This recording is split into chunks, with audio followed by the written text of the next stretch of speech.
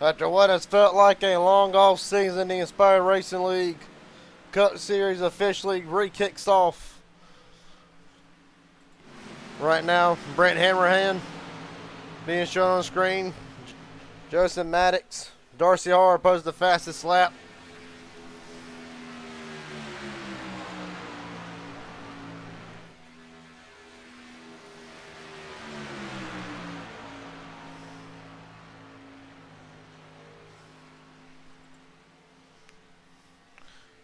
Right now, Hammerhand and Henning both will go top of the board. Unfortunately, last week's or the Clash winner Tyler Stone not with us due to personal matters outside of the racing. Wish him the best of luck in his situation he's going through. But it'll also open up the possibility for a new winner tonight. Right now, you look at Darcy Harr, right now fastest in practice. But we do got a few drivers to talk to with 13 minutes remaining.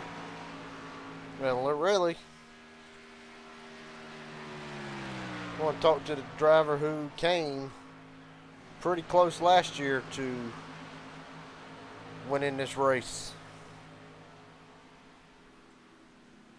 Mike Hauser, Garrett Jenkins up here in broadcast booth. Buddy, got a copy? 10-4, buddy. What's going on? Well, buddy, not a whole lot. Last time we were here for the Inspired 250, you were close to getting a victory. Unfortunately, falling through your graphs in the closing laps, falling in the last big one of the race. Can you take me through how do you shake off that from last season, and what did you take away from the Clash that you've learned tonight that you can put forward?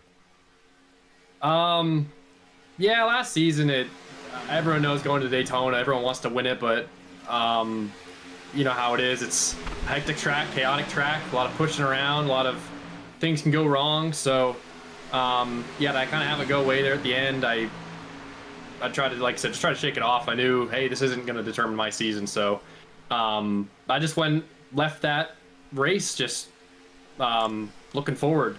And I think I learned a lot last week. I learned what I needed to work on, which was pushing, being that second guy in line. So did a lot of work working with Falcon Motorsports here, trying to get our Speedway program together. And hopefully we'll have 4 good cars here ready to lead the 250. All right, buddy. Best of luck to you. Let you get ready here.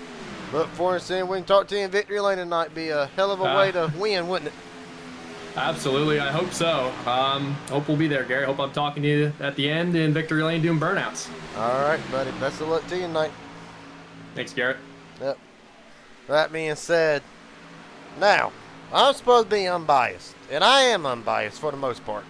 But I will say, if I must say one of the best looking paint jobs to grace Daytona, me and Stephen Henning both went all in to create the Raging Idiot Racing Network Toyota Camry right now on track, and as right now, fastest on the speed charts. Let's see if we cannot get Stephen Henning in here. Stephen Henning, Garrett Jenkins up here in the broadcast booth. You got a copy, buddy? Yes, sir. Well, buddy, former Daytona winner outside of this league, former iRacing Daytona 500 winner, as a matter of fact, got a fabulous looking car, if I might say so myself, easy with the paint job.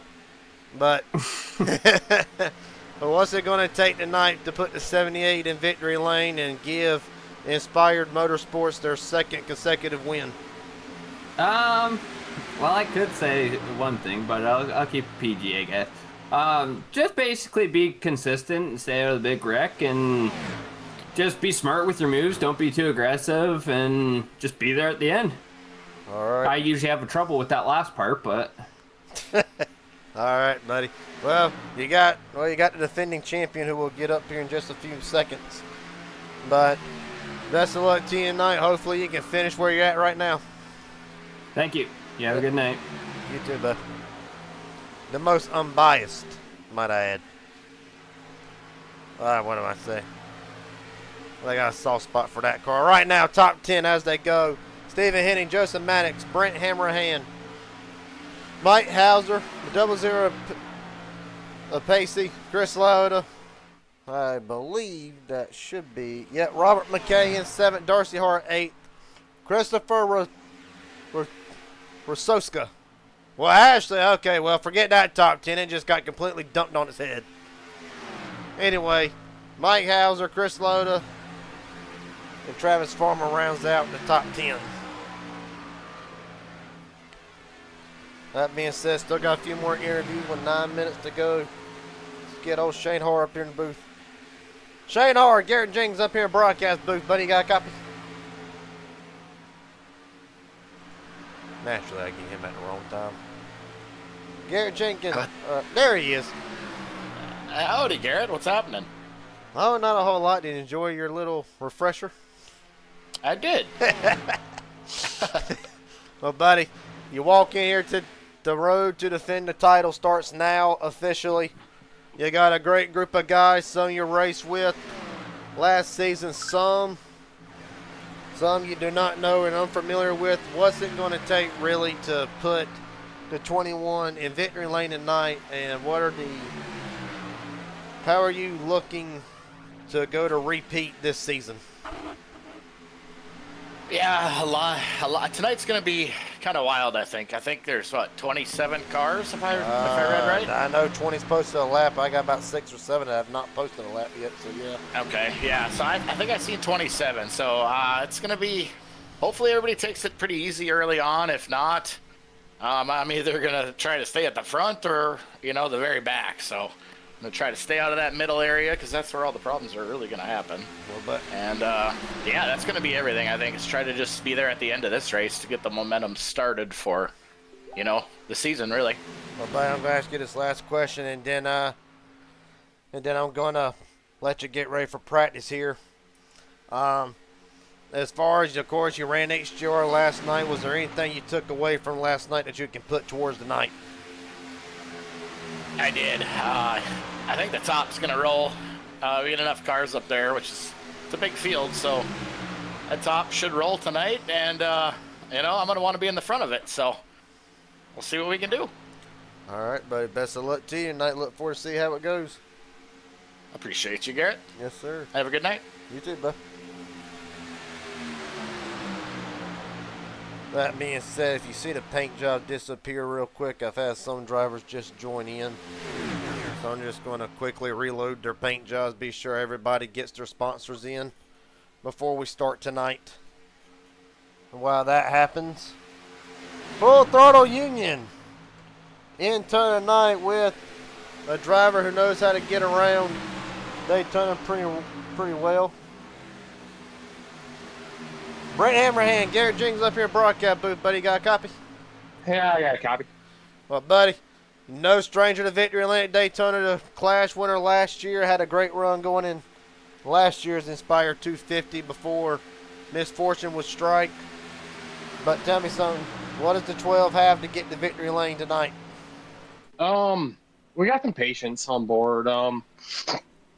We had a bad clash, just normal stuff, normal Daytona.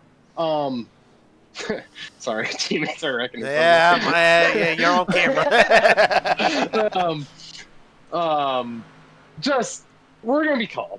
There's no point in pushing it till towards the end, and that's how I race these races because it's calamity corner every corner. So, I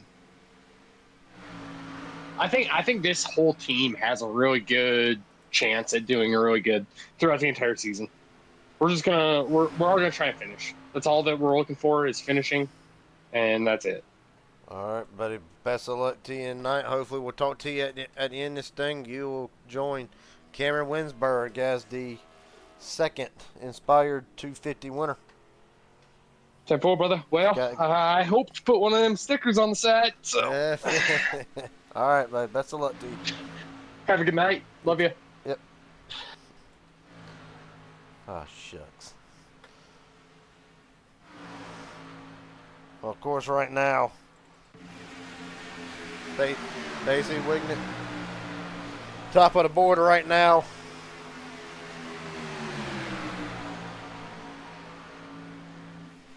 See if we can't get some of the new faces and see if we can get one of the new faces in here.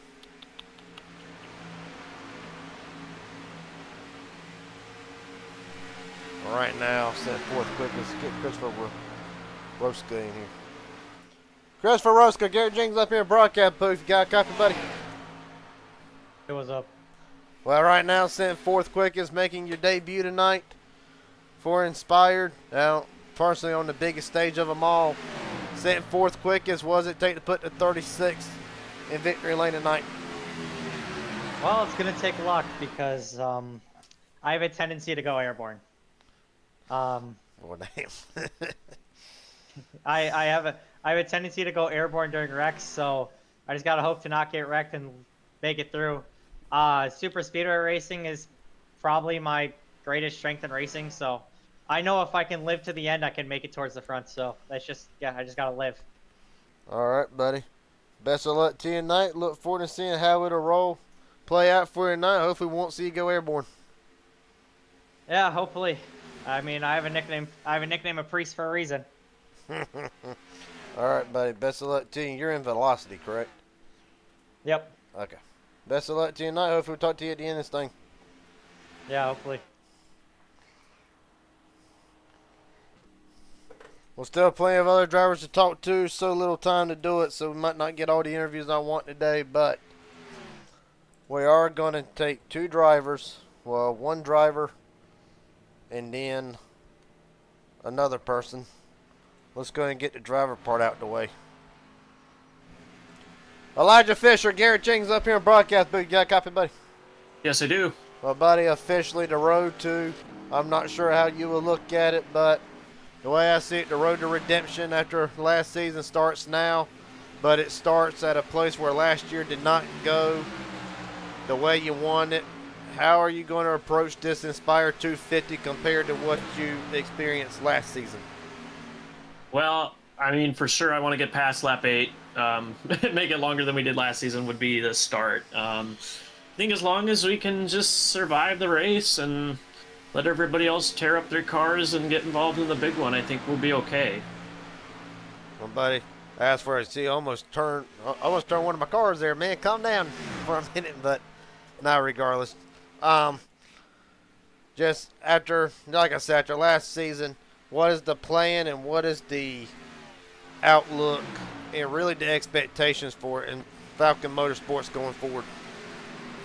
I mean, I think we've got a really competitive team. It's going to be interesting to see, how, Matt or Joseph and Chris can, learn off of me and Mike's knowledge being two of the final 4 drivers last season.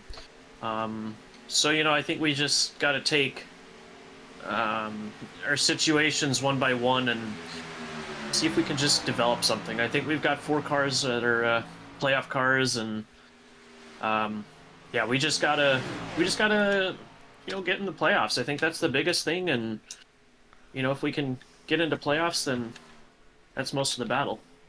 All right, buddy. Best of luck to you tonight. Look forward to see how it'll play out, and hopefully we'll talk to you in the winner's circle. Appreciate it. Yes, sir. That being said, I'm gonna get one more guy in here. If we got time, well, we are gonna do the poll winner. Matter of fact, I'll go to him. Aaron Stan, Garrett Jenkins up here in broadcast, but got a quick copy before we get going here. What's up, Garrett? Well, buddy, you're nice enough to take the rings away from me at the end of the last season to take the broadcast booth over for Monday night. What can we expect this season going forward as far as race control goes, and really what's your outlook on tonight? As far as race control goes, I'm just looking forward to just making it as I lost my train of thought. It's fair for everybody, right? That's ultimately my goal. And tonight, I actually have a feeling that they're gonna take it easy for the first 50 laps or so. I actually have a feeling we might have a caution here or there for the first 50 laps, from accidental things, but them having no faster repair is gonna really slow things down. All right, buddy. Well, best of luck to you tonight in your new role. Look forward to seeing how it plays out, and look forward to seeing how the rest of the season plays out. Yep, thank you. Yes, sir. Well, I said the last one, but upon popular demand, before he gets out to qualifying, Joseph Maddox, Gary Jenkins up here in broadcast booth. You got a copy, buddy? Yeah, I got a copy. Well, of course, we saw how last week, the Clash rolled out was not what you were wanting. How do you take what you learned from that and apply it to tonight to try to win the biggest race that inspired, and of course, former Daytona winner surrounding this group? Just keep my head focused and try to not have any mistakes tonight. Well, before we get going, is there anybody want to shout out friends, family, sponsors, etc.? The floor is yours. Just shout out to my new fan I just met. That's pretty much all that I have. All right, buddy. Best of luck to you. Hopefully, we'll talk to you after this thing. Alrighty. So qualifying just now starting, and right now, Hot Shot Henderson will be kicking us off with qualifying.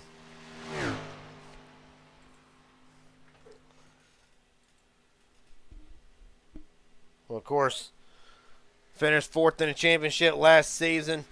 Ultimately felt like if he could have that race redone, he can turn it into a completely different outcome.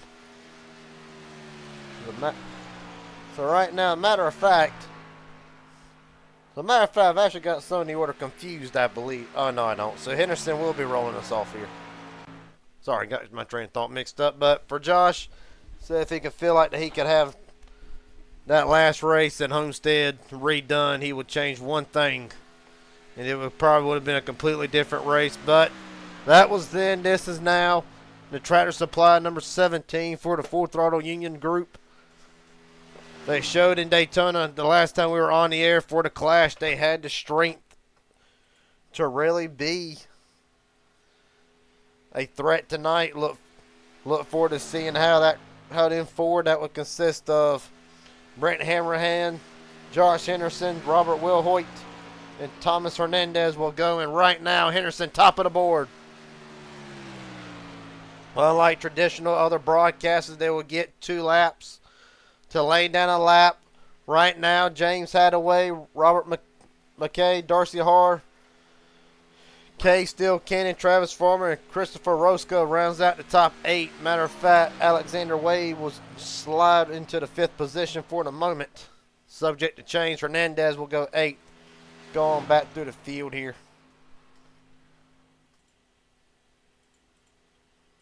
Right now, drivers looking to start posting a lap. Apostle Chavez. Well, he's actually going to complete his first lap at the line. It's not near the front, but a big gain of 49.145. And personally, one of my favorite beers. That's besides the point. Right now, we're going to look at Henderson, who has actually completed his second lap. Wade Alexander, top of the board. What a run. Just talked to him. Joseph Maddox already laid down his first lap. Will this be an improvement? It will not. Well, the man who, in my opinion, outright dominated the Clash but had to settle for second, those are Pacey. On track now, down the back straightaway right now, 17th quickest. Top 10 as they go. Hunter Azale slides into 9th. Alexander, Henderson, Hadaway, McKay, Darcy Har, Cade Steele, Cannon, Travis Farmer, Justin Maddox, Hunter Azale, Jesse Glover, the top 10. Well, right here, this will be an improvement. Has to be for the 00. Believe he actually got the pole.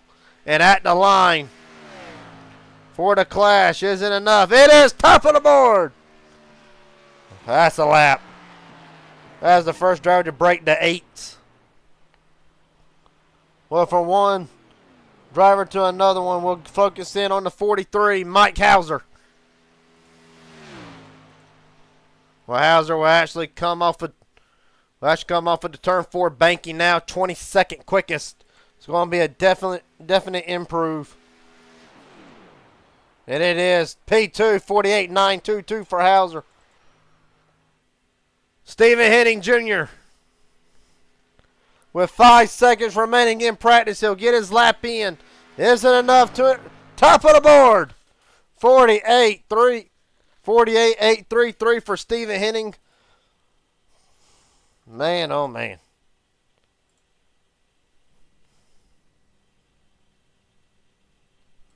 Well, that being said, Stephen Henning Jr. on pole. Can't be more prouder. Well, it just shows that Inspired Motorsports, they've came with the speed. Tyler Stone winning last week. Again, our thoughts and prayers are with Tyler through what he's gone through at the moment. But now, Inspired Motorsports front row.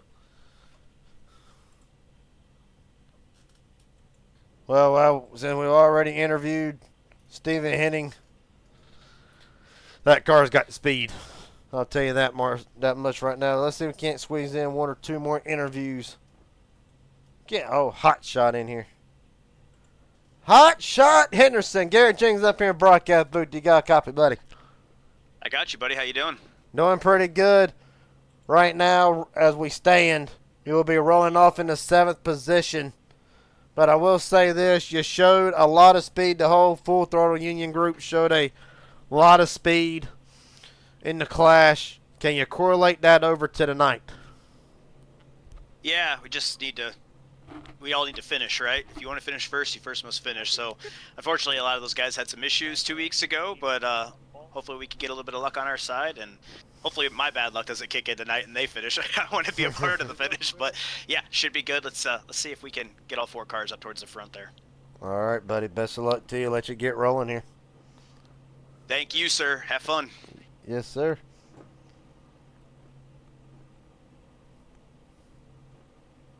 On down through the field. Let's get a driver. Well, upon popular request, as a matter of fact, where's he even starting? Upon popular request, just to get a look at Shane Haar, who is actually going to be starting deep in the field in the 23rd spot. The reigning champion. His defense will start now when we take the green flag. Let's actually get Wade Alexander in here.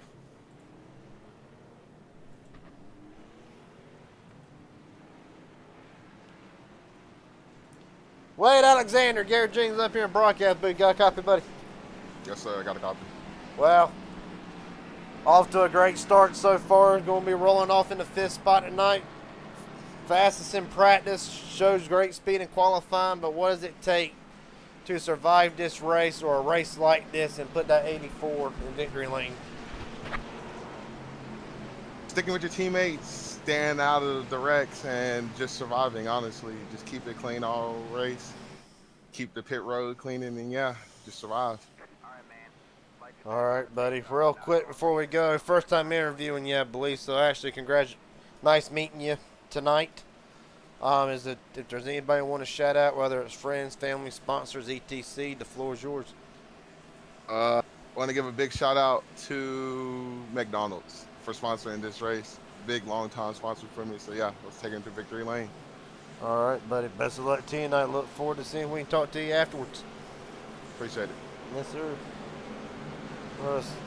Before we get into any more interviews, the starting lineup for tonight. And it is actually not 100. It is actually not 50 laps. It's 100 laps. Go ahead and switch that around. Stephen Henning Jr. on pole. Pacey Wignet will start second. Elijah Fisher, Mike Howler, third and fourth. Wade Alexander, Jeffrey Peppers, fifth and sixth. Josh Henderson, James Hadaway, seventh and eighth. Robert McKay, Darcy Haar, ninth and 10th. Cade Cannon and Travis Farmer will round out the Fast 12 for tonight. On down through the field. Joseph Maddox, Hunter Rozelle, 13th and 14th. Chris Loda, Jesse Glover, 15th, 16th. Thomas Hernandez, Christopher Rosca will be 17th and 18th, round out the top 20.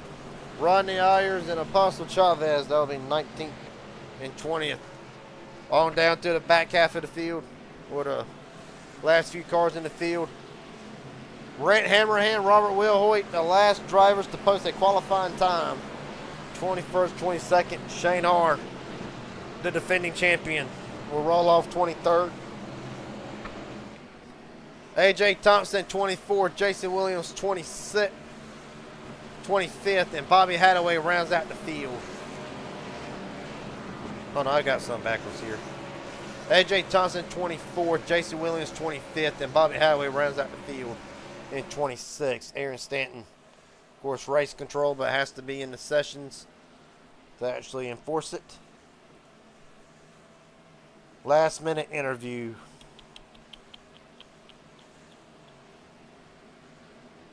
Let's get him up here. Cade Cannon, Garrett Jenkins up here in broadcast booth. Got a copy, buddy? Yes, sir. What's up?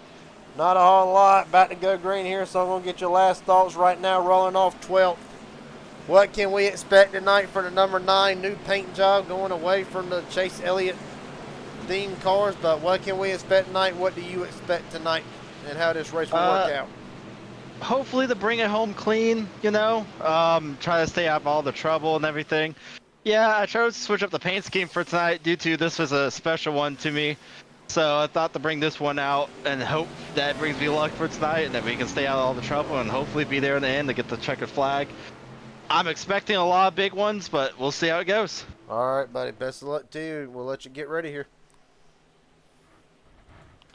Well, that being said, it's been a long time from the season. We are rolling. The Inspire 250s underway.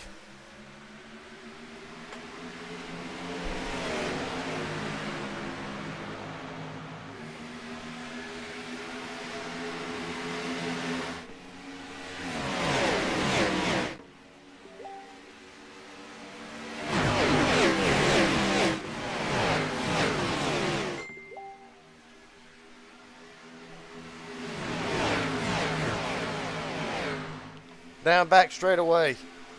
Henning still leading. Elijah Fisher, Wade Alexander, Josh Henderson, and Mike Hauser will round out the top 5 as they come off of the turn 4 banking. And Stephen Henning Jr. for Inspire Motorsports will lead the first lap of the new season.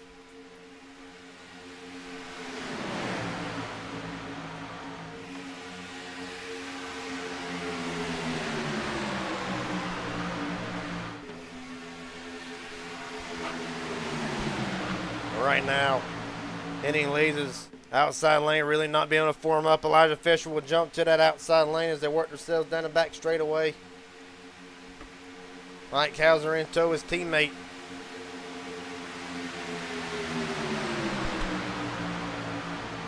Right now, you see Henning will battle back to the bottom. Wade Alexander, Josh Henderson, the front 3 on that inside lane.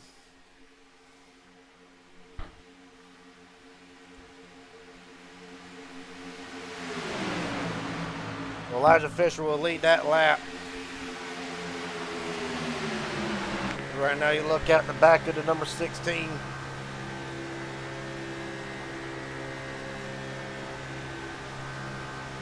see Henning really been able to battle back to the bottom. Here comes another shove from Mike Hauser. And really, for those of you that have watched other separate broadcasts like HGR, like MMS, you will see, you've seen a lot of these cars. You got more freedom with these cars than what you will any other car. You'll have, the runs will be a whole lot bigger than expected. The momentum, the speed, all an upgrade. And really, you're not going to be stuck in a pack. You can make several moves prior, but the downside to that, it'll be very easy to lose the draft in these cars. Well, Brent Hammerhand, trouble already. Meatball for the number 12. We'll see what happens. That looks like it's going to go back further than that. You see right now, just riding, not sure what the issue is. We're going to get the wall right there. It's going to come. Oh! Massive damage already. The meatball is cleared, but Brent Hammerhand's night more than likely already over before it begins. Right now, Fisher still leads Mike Hauser, Stephen Henning, Wade Alexander, and Robert McKay. That is the top 5. Right on board with the defending champion of the series right now, right behind his dad, Darcy Harr. You're right on board with Shane Harr. Right now, they've actually kind of lost this pack here for the most part, but this could be something. These drivers could be saving fuel at the moment. Not really trying to push nothing.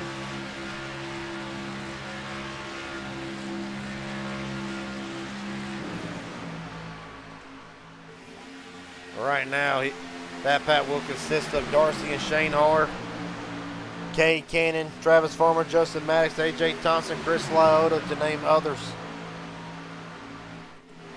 On back here, you see in what would be the H&W Motorsports Group, consisting of Jason Williams. Well, actually, he's got other ones. There's the 88.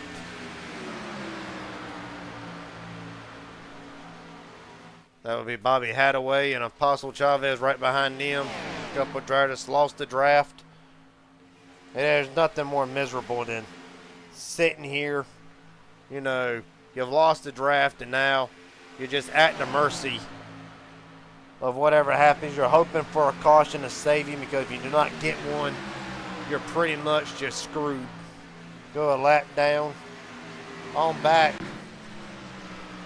Thomas Hernandez just right. He's also lost the draft right now in 23rd, and so is Hunter Azell.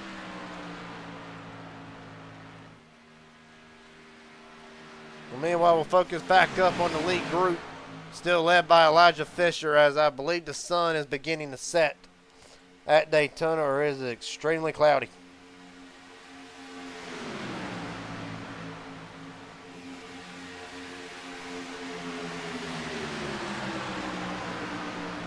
Brent Hammerhand still in the pits.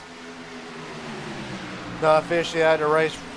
Rodney Ayers showing that he is officially out of the race at the moment. So already 2 drivers not wanting their season to start off the way they needed it to, or wanted it to, really. Already out. Well, that will leave 24 drivers still in contention for this race with 93 to go. Going to be 92 at the line. And right now, I think some of these guys, they're just wanting to ride, save the fuel for the most part. All right, now the top 2 drivers ironically finished 2nd and 4th in the championship last year. Teammates then, teammates now. For Elijah Fisher, of course, was a great season last season with 4 wins, including a crown jewel race at Indianapolis. Unfortunately, did not end the way he wanted to.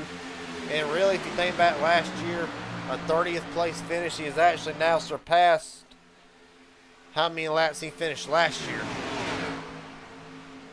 So, for Fisher, it's extra motivation this season to get the Inspire 250 win, or at least be there at the end and be a factor, and to also try to go for a championship and actually get the championship done. For Mike Hauser, the most consistent guy last season, a regular season champion in that 43.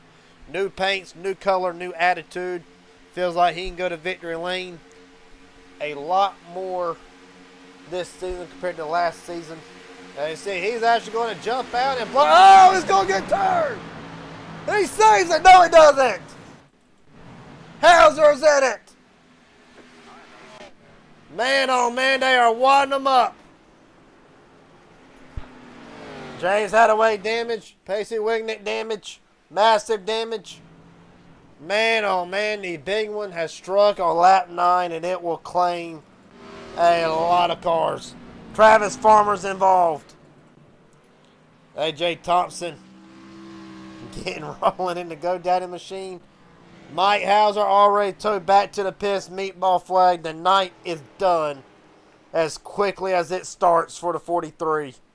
Well, let's see what happens. Well, this is definitely going to throw a monkey wrench into everything. Actually, let's take it from the blip cam to really see how this unfolds. Well, here comes a run. I talked earlier about how big the runs are with these cars, and here comes the 84 Wade Alexander. And yeah, Mike goes up to block. Alexander hits, get off center, massive hit for a 31 Wade Alexander. Darcy Horror gets involved. Joseph Maddox, Chris Loda barely sneaking through. You see Cannon through the grass. Robert Wilhoit. Man, oh man. Not what anybody wanted to see tonight this early. But we expected it to come. But we did not expect it to be this big, this early. But it will knock out several drivers who I had on my wild card and bucket list to win. Let's watch it in real time here from the turn 3 camera. Well, there you see the move, and really it's off-centered. It's almost like Mike Hauser. Maybe he meant to block it, but got too far up, and that really is what triggered it being off-centered. How about Shane Hart sneaking through the bottom unscathed?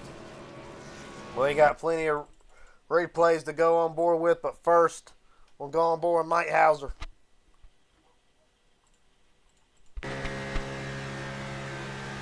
Of course, he's going to see the run coming. He knows the run's coming. He's going to jump up.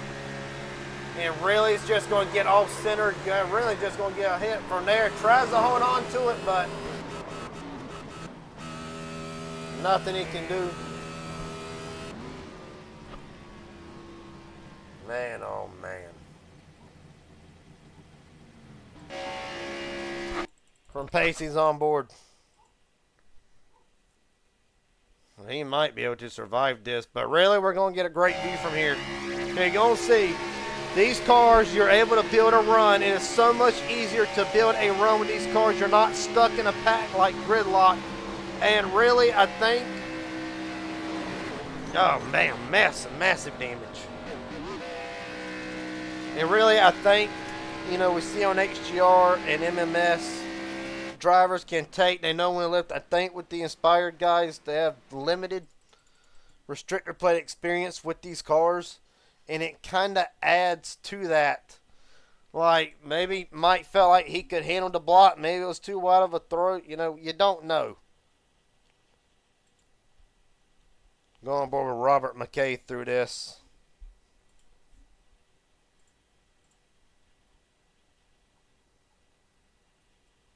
Well, Jeffrey Pepper's already done. Several drivers will be added to the list. We'll ride on board Robert McKay. Then we're going to take one more with Shane Hart. Man, oh man.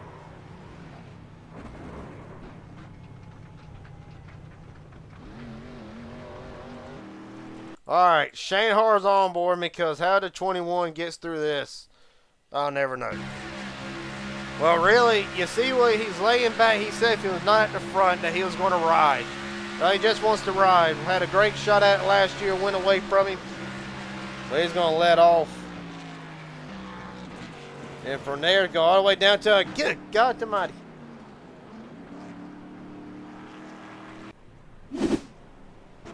Well, right now, field already. Wade already formed up.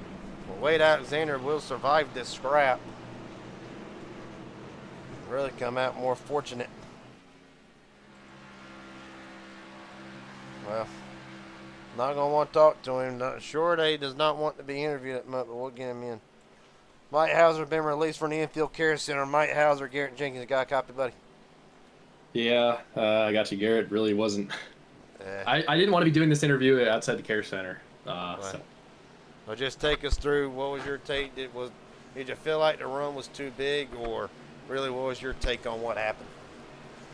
Yeah, I guess it was just a little too big. I was with Elijah. We were thinking about trading the lead, and he said, yeah, if they get to our outside, try to hop to the outside. And I did that, and I think they were too connected. P3 was just, or the guy behind the 84, Pacey, I think he was just really on his bumper, and he couldn't really slow down. So I'm going to take blame for that. That was on me for the missed time block, and I would have had it saved, but my wheel disconnected midway through that, and I couldn't use any gas, brake, or wheel. So just really unfortunate, and probably not going to be able to contend. Maybe get out there, run a couple laps just to try to make up some spots. But yeah, really not what I wanted to do, how I wanted to start the season. But it's Daytona, and I know what we're capable of. I know what what this 43 team can do. So we'll just try to pick up the scraps of what's going on with this race and move on to the next one.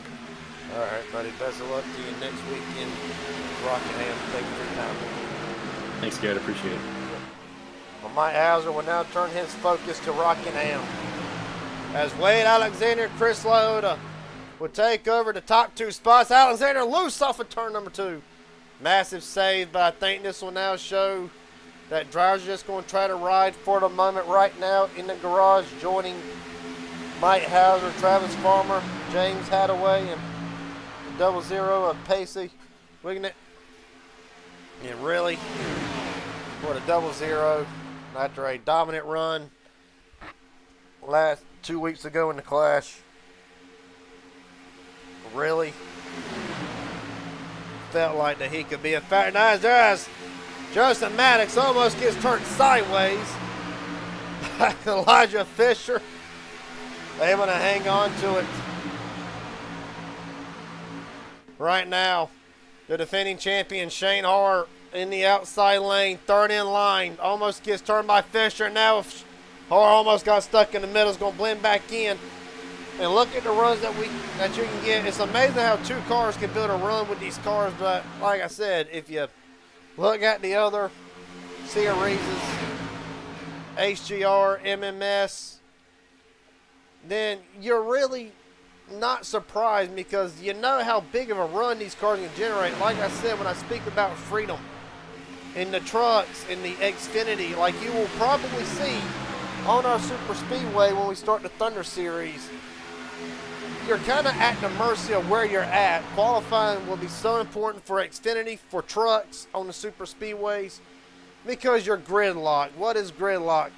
For those of you not wondering, you're pretty much stuck in a spot. That's why you see on some of the other broadcasts in the promotions, they make it 3 wide early. Yes, you got to try to make something happen because otherwise you're just stuck where you're at. With these cars, you just saw leading up to the wreck how big of a run you can get with just 2 cars, let alone a whole nother line as you see on the outside lane. But I mean, really, these drivers are going to find out the hard way tonight about what you can do with this freedom to really formulate the run. You see Matt's going to go at the block. Fisher won the outside lane. They almost wreck again. Hang on to her. 3 wide. Fisher stuck in the middle. How about Jesse Glover, not 99 on the outside, having a great run already. Well, drivers that it saved a lot. Well, Hernandez back.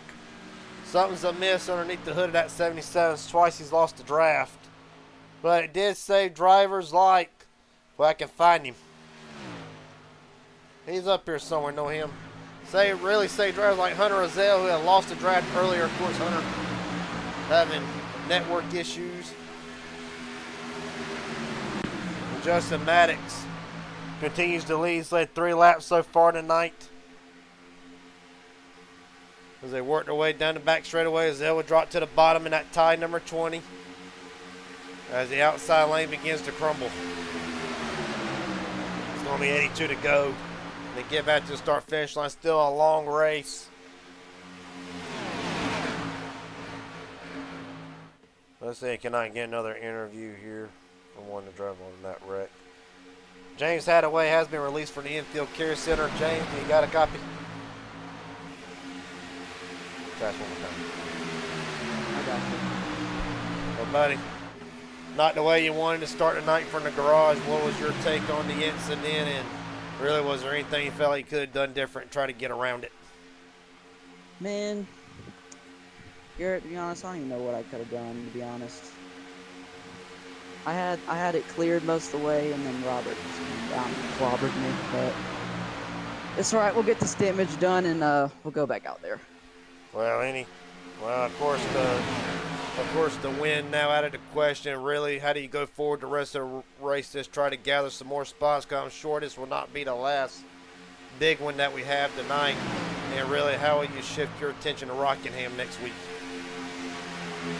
I don't know. Rockingham's pretty tough. I've never raced there before, so hopefully it's a battle and have a decent race. All right, buddy. Appreciate your time talking to us. Glad to see you all right, and hopefully we'll see the number 8 get back out there, turn a few laps. All right, thanks, Garrett. Yes, sir. And James Hadaway,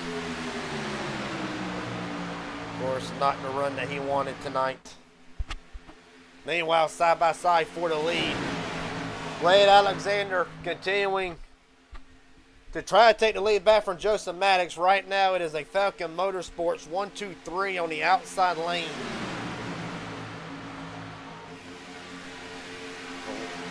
Joseph Maddox has led 6 laps so far tonight. His teammate has led the most laps, and Elijah Fisher at 9 so far.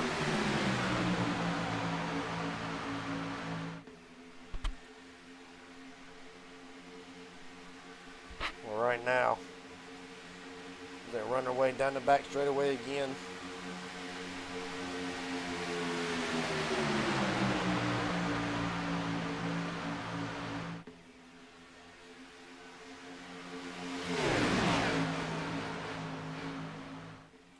Of course, big shout out tonight to our sponsor, Admin Box, for sponsoring the Inspired Racing League.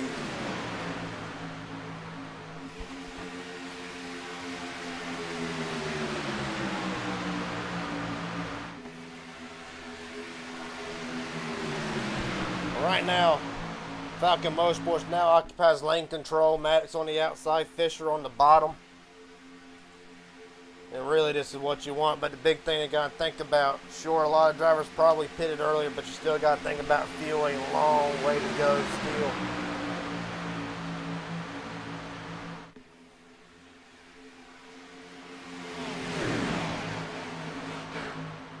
It really makes me wish that I had Christopher Carter in here to really guide us through this race and see what we got going on. Really what he's seeing as everything develops. But right now with 78 to go, outside lane dissipated about as quickly as it was there. Joseph Matt's going to get shuffled out to now 6th. And Elijah Fisher regains the lead, but here they come, fanning out again, down the back straightaway. Robert Wilhoit, Hunter Rozelle.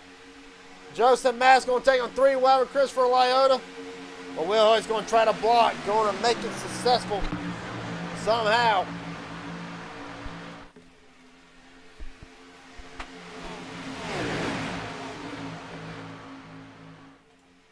Was a hell of a job.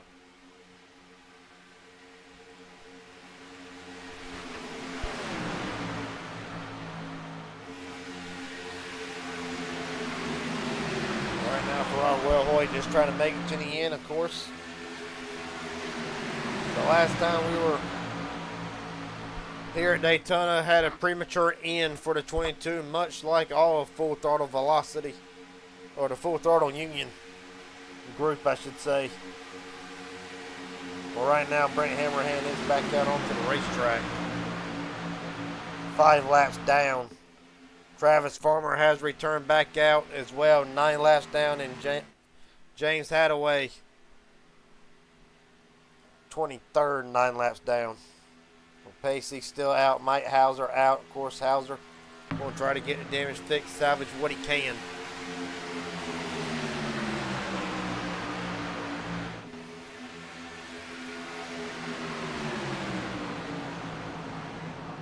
Caution is out. Robert Wilhoit's involved. More. Shane Harr's in it. Chris Lyota. There's Wilhoit. Joseph Maddox, massive damage. Darcy Harr, massive damage. Man, oh man. Cade Cannon's involved in this. Hot Shot Henderson's involved. Josh Henderson on the bottom. This is going to take out half the field now. Shane Harr showing massive damage to the 21. All of these drivers involved with this all have meatball flags. This has now just got dumped on its head. Cade Cannon, massive damage. Bobby Hadaway, Jason Williams, that is the rest of H&W Motorsports. AJ Thompson, there is 8 drivers that do not have damage right now. What in the world? God almighty. Alright, it's going to take a lot to decipher this one. Let's go ahead and get on it. This is going to throw a massive monkey wrench a quarter of the way through. Well, this is actually going to start up there, I believe, with Robert Wilhoit. I'm just saying. Alright. From the onboard. Well, Joseph Maddox pushing. He'll do everything he can. Going to give him. He's just going to turn him. Hunter Zell gets a piece of him from there. AJ Thompson, Matt's hit. You see Shane Hart. God almighty. A lot of drivers needed to be on their brakes right there.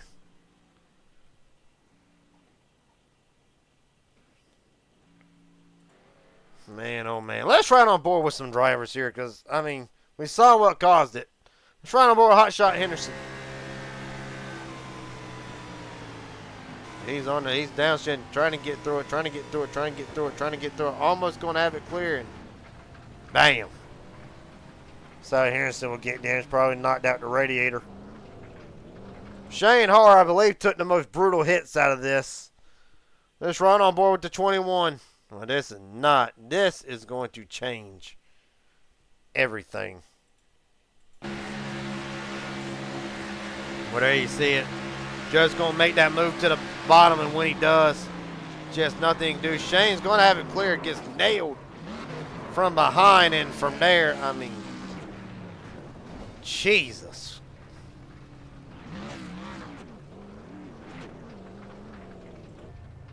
From Cade Cannon. I mean, there's times I'm speechless. I ain't speechless, but I've just about lost all words. Cade got ran over from behind, hard into the wall.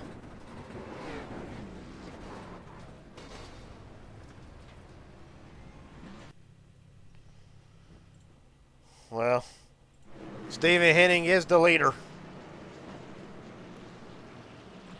See if we can get Robert Wilhoit.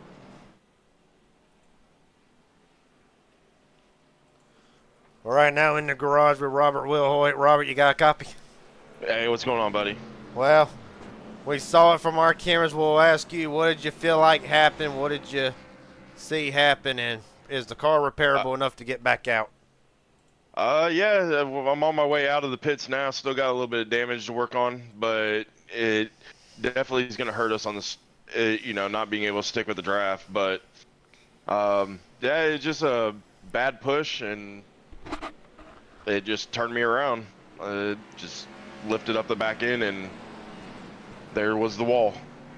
All right, buddy. Well, we'll let you. So we'll get out of your pit crew's way.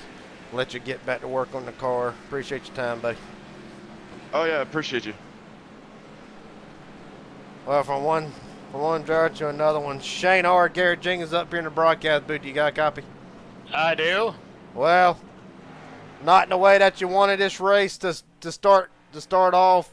See that the car still got some damage to it, a little skewed off. Just take us through what you see happen, and just take us through the whole incident. Yeah, I don't know. The top lane was, I have no idea what we were doing, to be honest with you. It looked like the 6 just off pushed the 22, and, the whole field was wrecked. So, and then from that, I got rear-ended from the back, so I don't know what really happened there. But, I feel like I had it checked up enough, but this wasn't enough. All right, babe. Well, hopefully the car can get back up to enough to stay with the draft, but best of luck to you. Let you get ready for this restart. Thank you, sir. Yep. Well, drivers off the racetrack right now. Josh Henderson, Darcy Hard, Justin Maddox, Jason Williams, Bobby Hadaway, and Chris Lode. A Apostle Chavez out of this race. AJ Thompson back in the pits.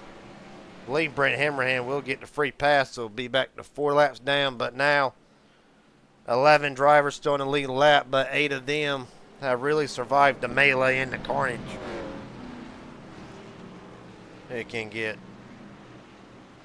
Josh Anderson in here. Well, we'll wait. They're about to go green. We'll get an interview with them later.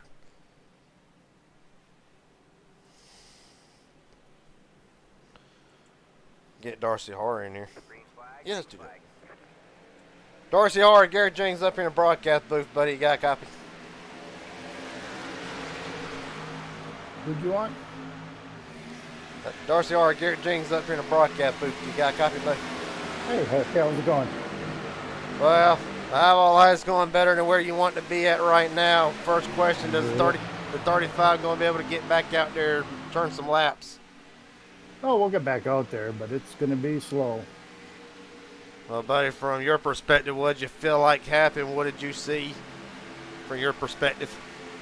Well, I had the wreck cleared, but then somebody came down from the top and took me out on the side, so... And then I got a black flag, but I don't know what that was for. But we'll get over it, and we'll go from here. All right, buddy. We'll let you get back down, get out of the way for your crew to make the necessary repairs, and hopefully see you back out there. Yeah, we're working on it, so we'll get out there. All right, buddy. Appreciate the time. Thank you, sir. Well, for Inspired Motorsports, the only driver left without damage is right now your leader, Stephen Henning. And how about my buddy Hunter Rozelle up to second? We're down back straight away. You see some drivers still trying to stay with the draft. A lot of them damaged, just fighting to stay on the lead lap. Cade Cannon on the lead lap, but right now his car is still massively damaged. Of course, not all of it fixed. Drivers 1 lap down. Robert Wilhoit. See, that car is massively skewed out, massive damage to the rear. Josh Henderson is back out onto the racetrack right now off the draft. Joseph Maddox has returned back to the racetrack 1 lap down. All these drivers are 1 lap down. Bobby Hadaway, Jason Williams, both teammates, just trying to draft with each other. Right now off the racetrack, Darcy Hart, Chris Liotta, Apostle Chavez, there's Liotta. AJ Thompson as well off the racetrack. As you see, the H&W Motorsports cars will now go 2 laps down.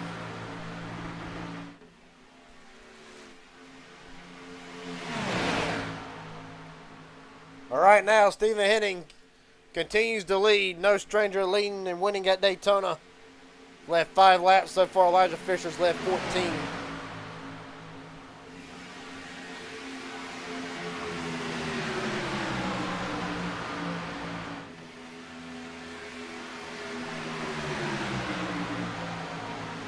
Can't get AJ Thompson.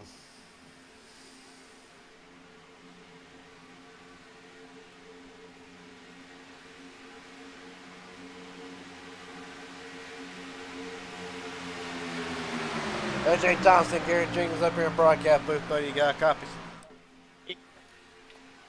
Well, not the way you wanted to start off tonight. Had high hopes coming into Daytona. Can you take us through what you feel like happened? They got wrecking up in front of me. I was starting to slow up, so I didn't run Cade over, and I got ran over from behind. And ended up collecting Shane and a gaggle of cars. But what I'm going to ask you, is the car repairable enough to get back out onto the racetrack, turn some laps, try to get a couple points? Yeah, I got 4 more minutes of I got a little over 4 minutes of repairs. All right, buddy. Well, we'll get out of the cruise way, let them get back to work on under 48. Best of luck to you next week in Rockingham. Yep. You can hear him. You can hear him disappointed in his voice, maybe even a little bit agitated. I mean, this is not how he wanted to start the season. Well, where Thompson had a string of top 10 finishes last half of the Cup Series. In season 1 was wanting to start off on a good start today, but now the night is done for AJ Thompson right now. The top 10 as they run. Stevie Henning, Hunter Azell, Thomas Hernandez, Jeffrey Peppers, Robert McKay, Wade Alexander, Christopher Roska, Jesse Glover, and Cade Cannon. That is your top 10 as they run. See the 24 Jeffrey, a little bit of a blink there. No harm, no foul. They'll work their way down the front straightaway to complete lap 34. 66 to go.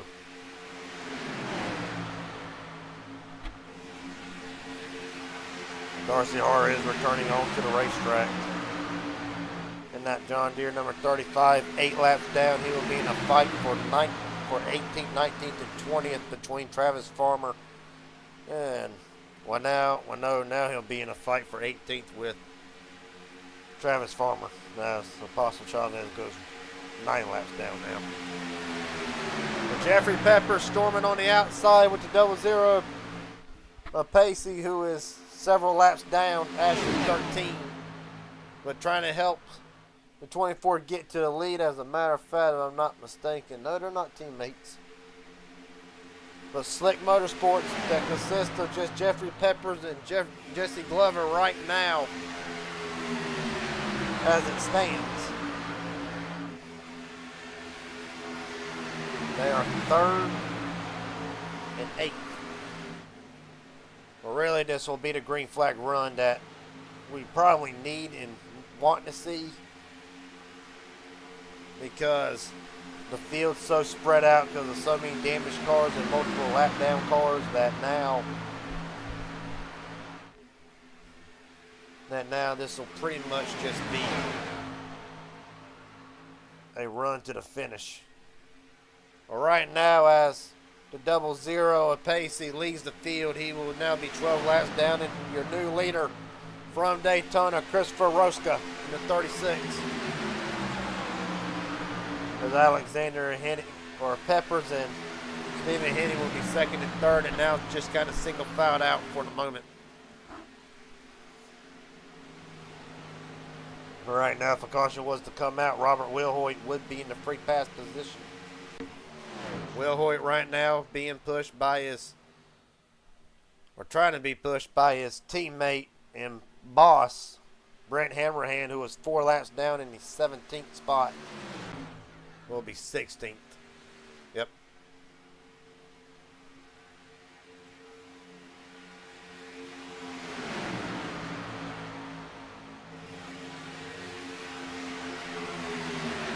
Well, it's already been crazy and wild.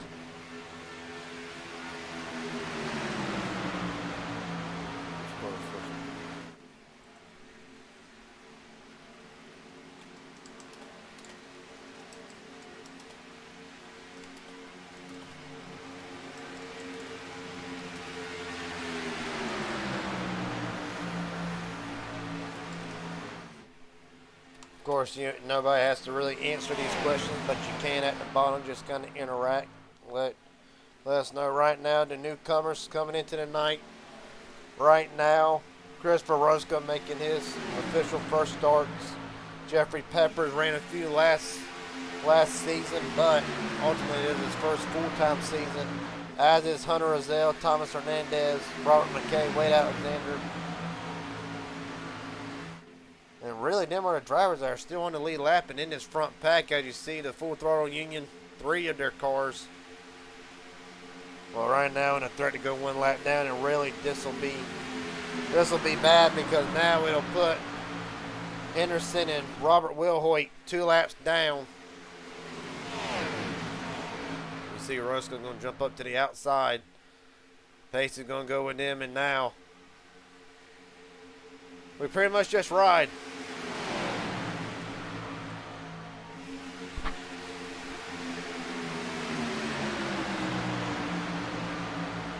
All right, now the pole sitter, Stephen Henning, running in 3rd. And, of course, was nice enough to collaborate with me while I was in the hospital suffering from a concussion from a fall at work, to come up with this design in this car. I got to say, it looks pretty good right now. Henning really trying to rebound from a season last year where it was a decent run, got the win early in the season in the road course at Daytona, but and had a pretty decent first half of the season. And ultimately at the end, fell apart. Made the playoffs, but really was not the playoffs that he envisioned on having. And since we got rid of manufacturer teammates and now anybody can have a team if they so wish and drivers are available, and it is approved. And he jumped on the bandwagon with me and Teresa Fisher, teammates with Shane Hard, Darcy Hard, and Tyler Stone, and right now hitting, obviously looking to get more wins this season. So far has came to Daytona like a rocket, captured the pole, and right now he'll be up to second as Hunter Azell pushes him. And Hunter ran a couple races last season, came back, wanted to run full time in the number 20 Toyota. Right now a free agent. Currently one of them, well, I call them free agents, some will call them independent drivers, either looking for a ride or is going to be determined to beat some of the powerhouses that have teams this season. Well, right now, Azell, of course, I sponsor him on Tuesdays and in some cases on super speedways. He loves Daytona and Talladega and Atlanta. And really, he feel like this is his wheelhouse. And right now, he is showing it up to fourth, battling for fourth and fifth right now. But right now, the Raging Idiot Racing Network pick strategy link. Well, right now, you see the longest run that they've had, 15 laps, almost identical to what we had this last run. But right now, drivers on a 16-lap stint. Now, look what's really benefited now. A lot of these drivers, they're laps down. But how about Christopher Rosca up 17 spots? Hunter Azell 11. Thomas Hernandez 11. Glover up 9 spots. Shane Har up 13. So really the strategy is benefiting, but a lot of these drivers, they're hoping they'll see another caution. They see a 0-0 and Pacey get shuffled out. Of course, 13 laps down as they stand for that 0-0.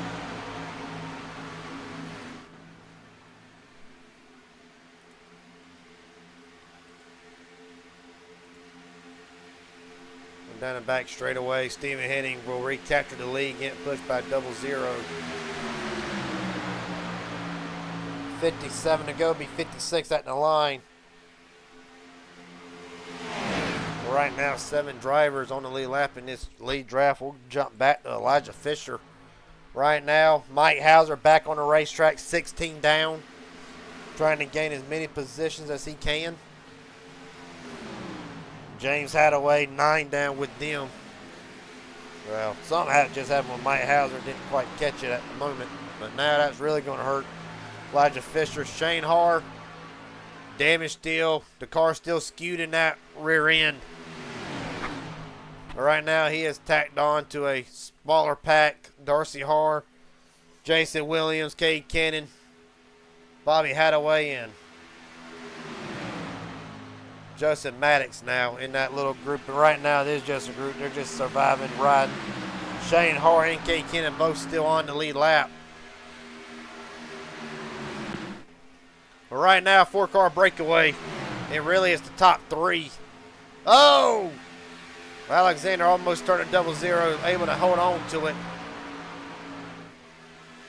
All right, now if a green flag pit stop happens, this kind of does benefit these 3, but also make them a sit and duck. As right behind them, you see Hernandez, Will Hoyt, Jesse Glover, all of them trying to build up a run, trying to make something happen. With about another 2 to 4 laps, Stephen Henning will tie Elijah Fisher for the most laps led, and will also be leading the most laps. Why is that important? Well, if I can find it in the many pages of Discord. Okay, blah, blah, blah. All right. New points format. Really, not really the main points themselves. But there's bonus points. Big bonus point implications. If you lead the most laps, an extra 3 points. Right now, Elijah Fisher holds them 3 points. But hitting not far away from them. You lead a lap, it's 1 point. You get the pole, it is 1 point. 1 bonus point. So Stephen Henning already has claimed that. He's already claimed leading the lap, trying to claim the 3 for the most laps led. But wait, there's more. Fastest lap is a bonus point. Right now, that belongs to A.J. Thompson with a 45.473. And then lastly, if you have 0 incident points, which is a 0X, which I cannot see at the moment, but I can imagine it ain't many drivers left for it, then that will be a bonus point. So more bonus points on the line for 3, 4, 5, 6, 7 bonus points on the line. And really, it'll shake things up. But right now, he's saying, wait, just let me get these most laps, man. I'm 2 away. Alexander's going to say, no, sir. Drop back down to the bottom right now. Hunter Rozelle still pushing his Toyota affiliated teammate, but not teammates for say. With 52 to go, almost half down, half to go. Well, you see, Apostle Chavez will return back to the racetrack right now. 17 laps down as they stand. Well, Chris Lauda is back out onto the racetrack right now as well. That will just leave Rodney Ayers, the only car out of the race for tonight. Next week, next Monday night, Rockingham for the Inspire Cup Series. Of course, thrilling battle last season between Colton Ward and Shane Harden. What was an awesome race. 2 cautions, really. That will be next week. And of course, if Colton Ward had to take the night off, really wanted to wanted to go to the Vikings game, which, hey, I don't blame him. I would too if I had a chance, but I'm not going to a football game because my team sucks right now. Losing to Jacksonville 26-10. I ain't never been more embarrassed, but regardless, Colton Ward missing the season opener. He will turn his attention to his season starting next week at Rockingham.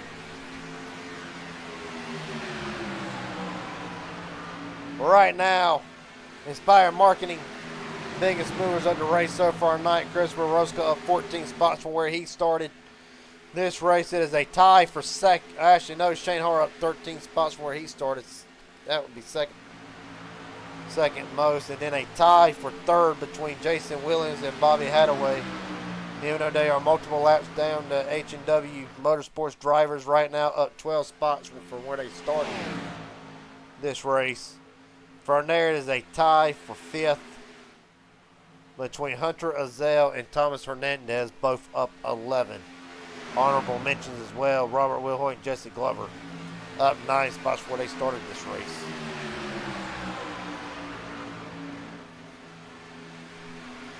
Right now, it's Wade Alexander leading over Stephen Henning, and Hunter Azell will focus back in on that 4-car on the group back here that Elijah Fisher has brought up. And the reason this is probably hurting these drivers is because, one, they're not single file, not formed up, and plus there's also several damaged cars involved in the mix right here. So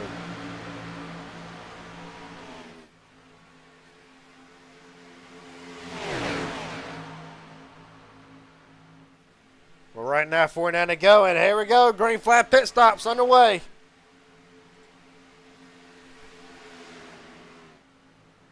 Well, these will actually be, I believe they are teammates, Rosca and Farmer. Well, actually confirm that, or at least look. Yes, they are. So the Velocity Motorsports crew in the pits, already gas and gone. Well, no, not really gas and gone, but right now 48 to go, and on a 26 lap stint, we have more than likely seen how far they can actually go on a fuel run, which 48 to go.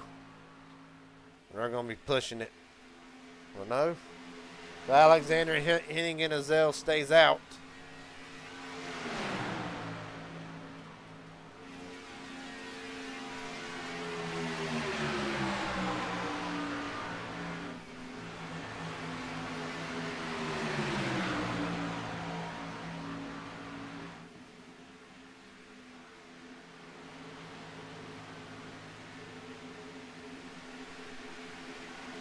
So right now, green flag pit stops. I'm not really sure if not sure if that was a strategy called by the Velocity Motorsports duo, or if that was they needed to. But right here, coming up in front on that, this is going to be big, because in this group here, you'll have Darcy Harr, Shane Harr. Well, Darcy Harr multiple laps down. The big concern right now for two drivers, Shane Harr and Cade Cannon. Right now, they are the last two on the lead lap, and in very grave threat of going a lap down. As here comes the front three down the back straightaway. Ryan Board, Wade Alexander, see how he really handles this. Got to check up so they don't run over double zero. I think right now it might slow them down a little bit, but they just might sit here and ride with this lead pack, save as much fuel as they can. Well, no, here they come. So Alexander and Pacey will come in. Alexander will surrender the lead back to Stephen Henning.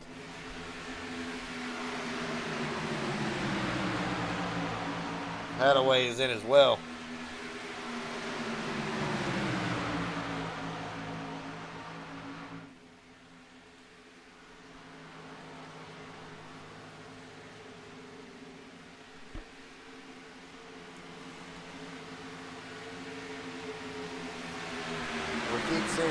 Pit stop inch closer and closer.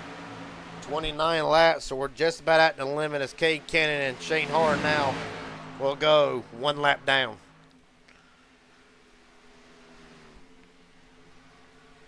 Well, Stephen Henning will now, if I'm not mistaken, will take over the 3 bonus points for leading the most laps. Still a long way to go.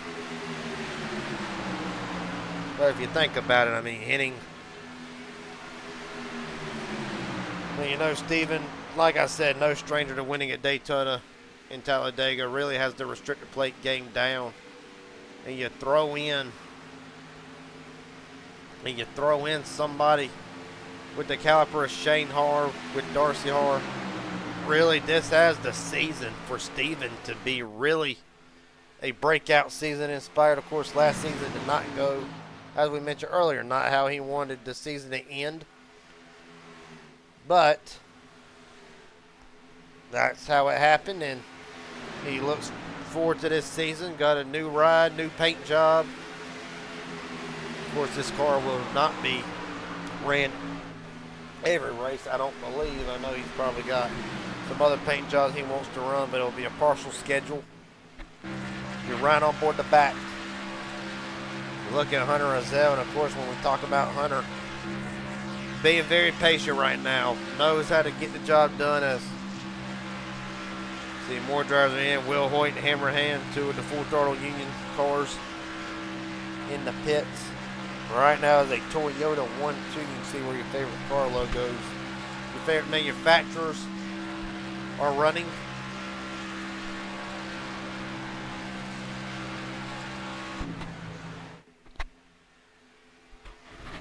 Well, now the battle for the free pass has now gotten interesting, as Shane Harr and Cade Cannon have ran 1-2 just to try to stay from going a lap down. And right now, if there was a caution to come out,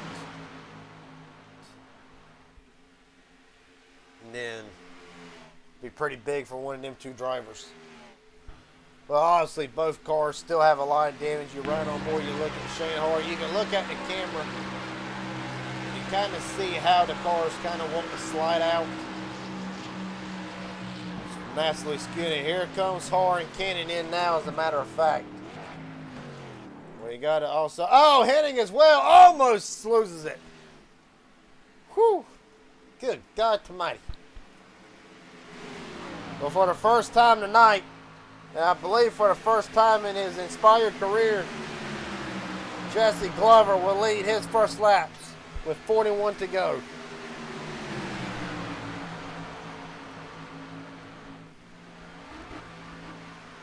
Mike Hauser right there in the mix, 16 down right now, running in the 23rd spot.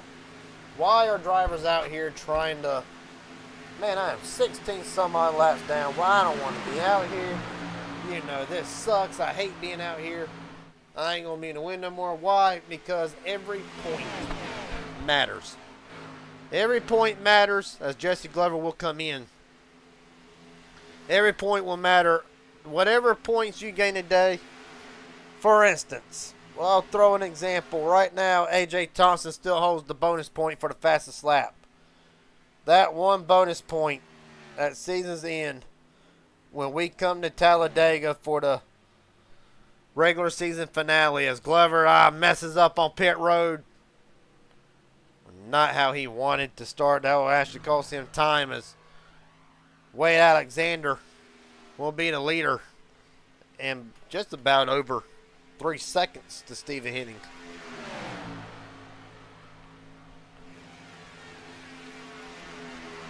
Well, right now, but yeah, that extra point can go a long way. Well, right now, Stephen Henning, Hunter Rozell's got Shane Hoare right behind. You see Hoare still struggling with the handling of that race car. Well, right now, I mean, we'll look at the lap times here in a little bit compared to them. Other drivers still scattered out throughout, but there's Elijah Fisher right now running in the 4th spot.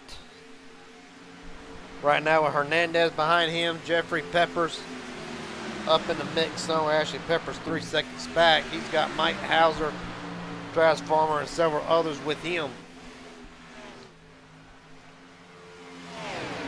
Well, the benefactor is, with these damaged cars, it's better than nothing. You know, it's better than being out there by yourselves. You know, trying to make pace here. Of course, the gap 5 seconds now from the lead. Well, the big thing is, we just talked about Stephen Henning claiming them bonus points. Right now at 17. Wade Alexander is at 12 laps led and will be counting, be 13. So this is not over. This whole season is going to be strategy. Strategizing, planning, and really, how can I use these bonus points to my advantage?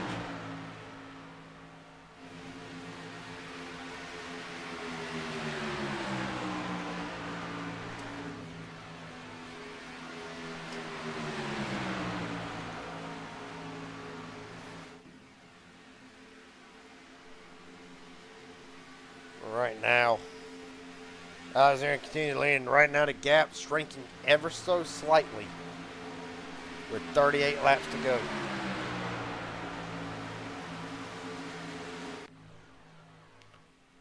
Well, Brent Hammerhand's trying to latch on to the back of the 84. Maybe just a ride right now. Hammerhand, despite being involved in an incident at the very beginning of the race, he'll finish right now, score 15th, 6 laps down, but it'll be a decent points day salvage for the 12. I know he's probably furious right now that he ain't going to be in contention for the win, but it's just all going to go back to, every point will matter. Of course, Hammerhand came so close last season. Came so close to making the playoffs. Just did miss it by a little bit. I think it was like 26 points. Right now, Robert Will Hoyt will go another lap down. Right now in 17th, 8 down. He'll be battling Travis Farmer for the 17th spot. Well, the gap is ever slowly shrinking for Stephen Henning and Hunter Rozell, as Shane Haas lost them. Of course, the handling not there. for the 21, who right now rides 1 lap down in the 10th position.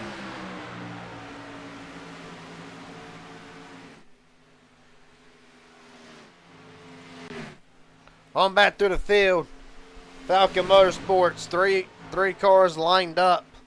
Let's actually look at Fisher's lap times compared to the driver in front of him. Well, there you see it. Hunter Azell, which I know it's kind of reversed, but the bottom, Hunter Azell in the red. This is actually playing in the Fisher's favor. Almost a second faster each lap. And right now, if I'm not mistaken, Fisher's like 7 seconds behind. So he's catching, hitting, and Azell pretty fast with his group. And right now with Falcon Motorsports all together, for the most part, of course you're missing Mike Hauser in the equation. Let's see if we can't get. See, we cannot get. Yeah, so right there you see the last sector, almost 4/10 faster. So this very well could play into Fisher's hands. You know, pretty sure it's going to play into his hands if he can catch the 84. Well, you speak of that, Ashley, there's the gap right now. Well, the big thing for Henning and Alexander is that they are going to get past. They are immediately going to have to get in line. Either that or the other thing with these Gen 6 cars, they rely so much. It is so easy to grab a side draft off of these cars. And really, all you got to do is get right on the right rear, and it'll just about completely stop the momentum. You'll see that a lot in HGR and MMS a lot when they run the Gen 6s. Well, right now, this is playing right into Fisher's hands. You're right on board. Almost gets turned here. Saw that shot. Of course, Elias Fisher has made it almost 4 times further than what he made it last season. Matter of fact, actually make it 8 times further. Of course, last Inspire 250 out on lap 8. Right now, you see an overcasted day in Daytona Beach. Started off sunny during the pre-race.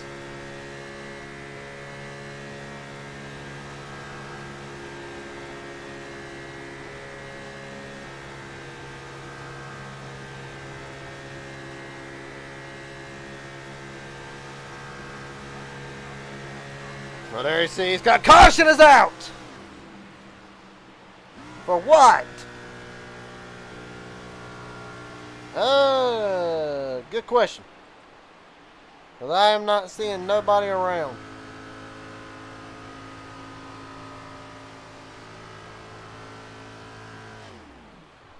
We hear Elijah Fisher already clutching. He knows this is crucial.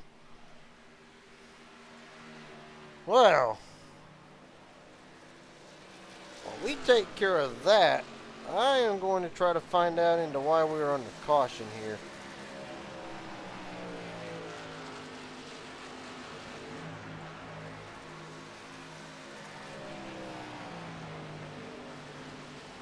Showing we were under caution for some odd reason. I'm really not seeing why. Oh, Robert, hold on, something with Robert McKay. Oh, the teammates come together. Well, a hell of a save by Robert, nonetheless, to drive it, but this will throw a monkey wrench. I mean, as if this race has not got any more chaotic. Now you're going to bunch the field back up.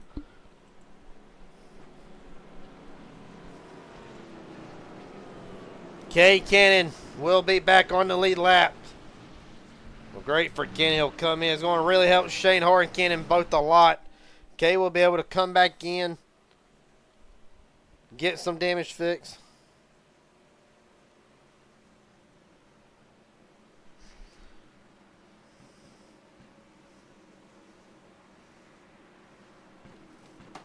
And And everybody will be in this time, and I believe some drivers are going to try to take the wave around here.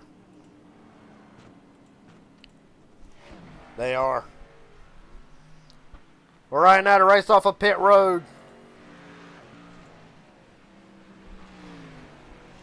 And it will be at the line. Wade Alexander barely over Stephen Henning.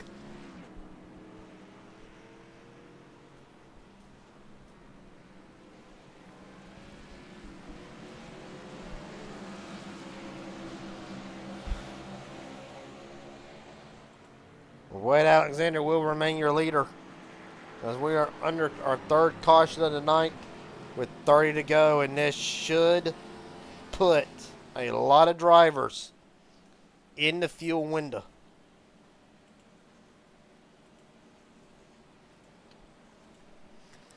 See if we can't talk to Stephen Henning.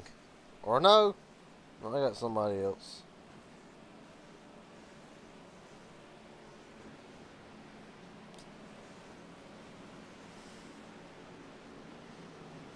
Normally he would be in a all right, he's a free agent.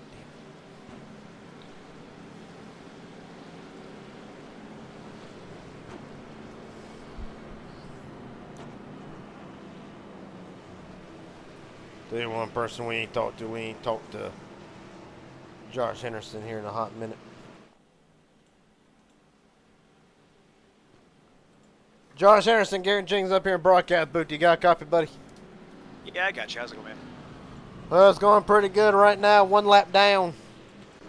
And I want to ask you, well, you ought to be getting away around here. Do you got enough to potentially make it to the end, or is it going to be close? Is that the purpose in the wave around because you feel like you can make it, or are you banking on another caution?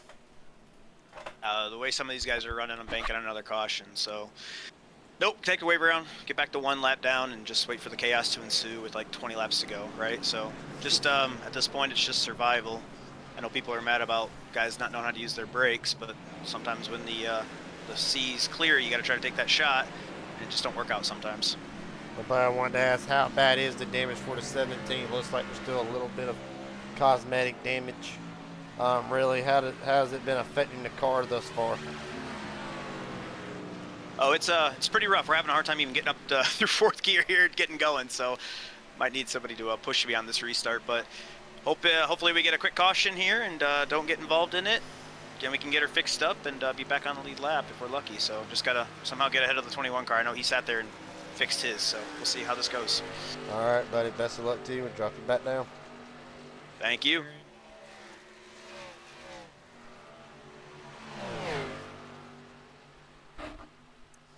Well, right now, 1 to go. Be 28 laps to go when they take the green flag. 10 drivers on the lead lap. Henderson and Hard, both 1 lap down.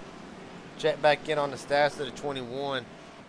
Well, the car is still pretty rough, but does not look as skewed out. So you got to imagine the crew's trying to do everything they can to repair the rear end of that car.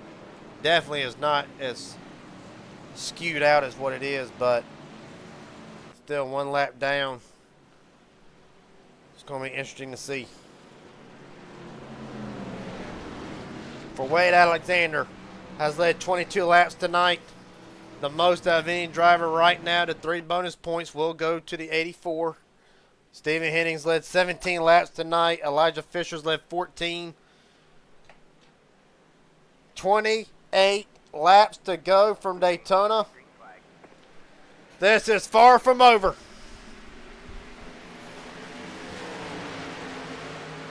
Well, Henning did not fire off that time like he wanted to. It's going to be side by side 100 as they enter turns 1 and 2.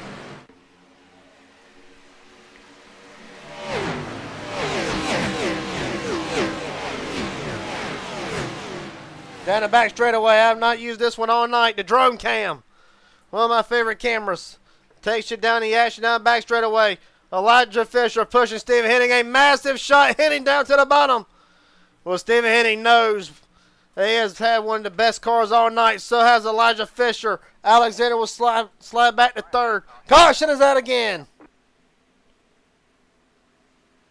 Jeffrey Peppers, Cade Cannon's involved in this. Mike Hauser. Stephen Henning will be credited to lead. Them bonus points, them laps under caution will be big. Cade Cannon involved in his second incident tonight. We'll go see what happened. It has been a night. They're actually going to start there with Peppers.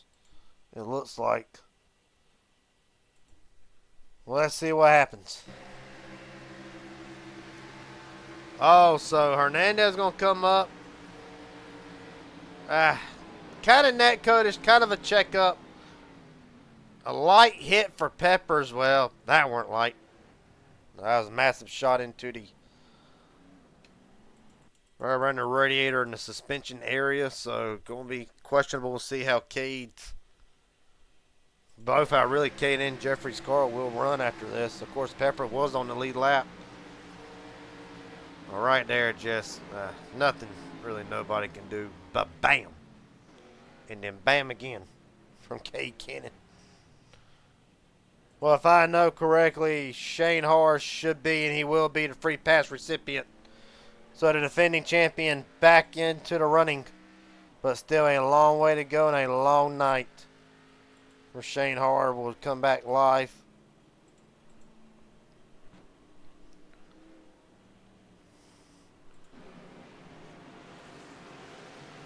We see a lot of drivers coming in. Some of them will be coming back in to fix more damage.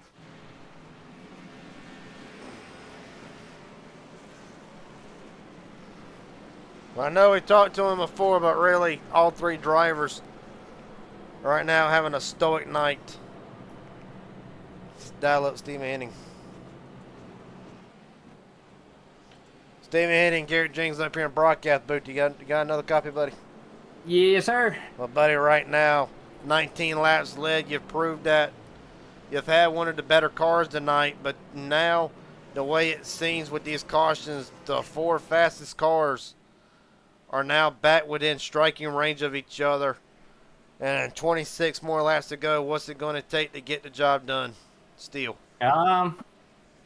Just holding the hell on and hope that you're going to victory lane at the end. That's all I can hope right now. Well, buddy, first off, no matter what tonight, I'm proud of you. You had a hell of a drive. I know I'm supposed to be the commentator and I'm supposed to be unbiased, and I am for the most part, but hell of a job tonight so far. See if you can't get it done. Thank you, and thank you for having your YouTube on my car. It's been a blast having this beautiful thing up here and showing off what we can do, and let's hope we can go to victory lane together. All right, buddy. Best of luck to you. We'll let you get dropped back down and get ready for this. All right, thank you. Yep. And I say get ready because now it will be 25 to go, and it will be 24 when they take the green. Now it is crunch time. This caution should eliminate any need for fuel unless we go into a green-white checkered. With that being said, we'll dial up Elijah Fisher. Elijah Fisher, Garrett Jenkins up here in the broadcast booth. You got a copy, buddy? Yes, sir. Well, buddy, I will say first off, congratulations. You've gone, let's see if I do the math. I ain't going to do the math, but you've gone 9 times further than what you did last season. You've led 14 laps tonight. And now it's showtime. Is it time for the 16 to get down to business? Yeah, it's go time here. Yeah, we've had a good car all night. Been in just a lot of lucky situations. Sucks our teammates got caught up in some of it, but we've had a lot of good help with them, and we just worked our way back up. And these cautions have been in our favor a little bit, but yeah, it's going to be interesting to see how this one ends. It looks like there's a lot of cars. I know a lot of them are lapped, but you know, it's competition's still out here for sure. All right, buddy, I'll drop you back down and let you get ready for this, for the most important 24 laps still to go. Appreciate the time, buddy. Good luck. Thank you.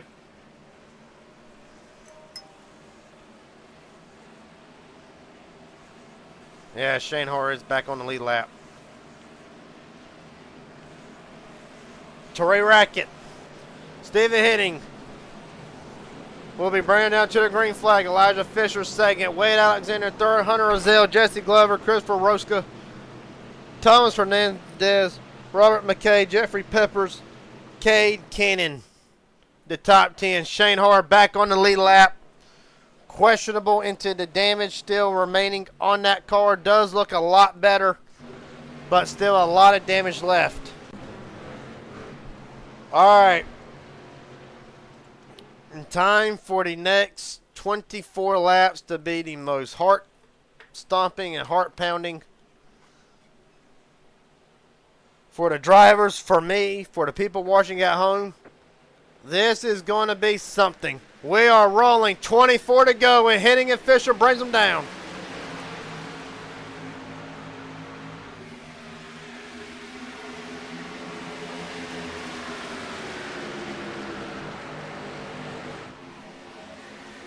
Side by side, I see Henning and Fisher gets away just about for just a little bit. Well, he's going to be a big run from Alexander and Azelle. You see Fisher going to jump to the outside lane. He knows the side drag's going to blend back in line, not able to get there. Hunter Azelle stuck on the outside, no help. It's going to move up. Going to move Christopher up to fourth.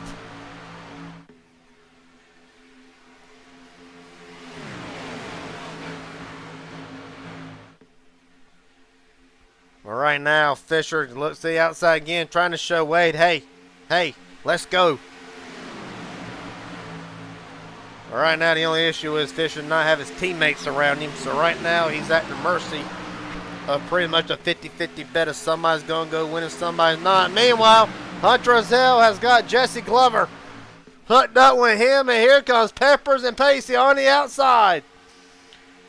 2 by 2 by 2 down the back straightaway. Right now, top three single file, fourth on back, 2 by 2. They get fifth as Henning will lead them into turn 3 again.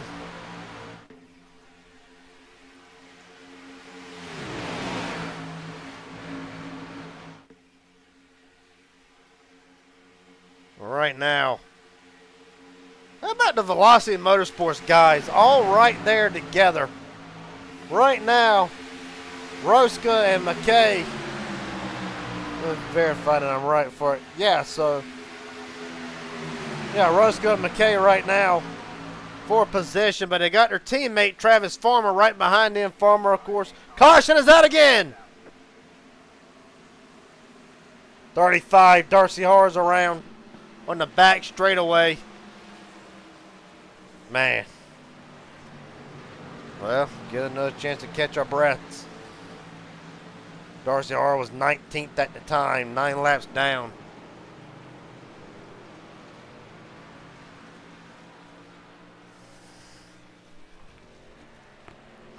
This will be a big break for one Josh Henderson. Should be the free pass. Well, let's see what's happened to Darcy Harr. Well, all right, now side by side with Will Hoyt. Net code, massive net code. And Shane Harr's going to net code through and don't know if he'll get any damage out of that or not. And bam, hard into the wall for Darcy Harr.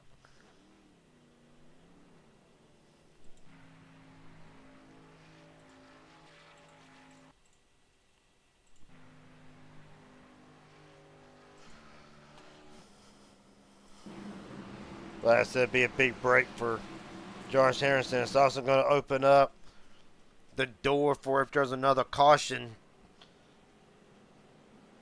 The H&W Motorsports duo of Jason Williams and Bobby Hadaway to be back. And one of them could potentially get back on the free pass.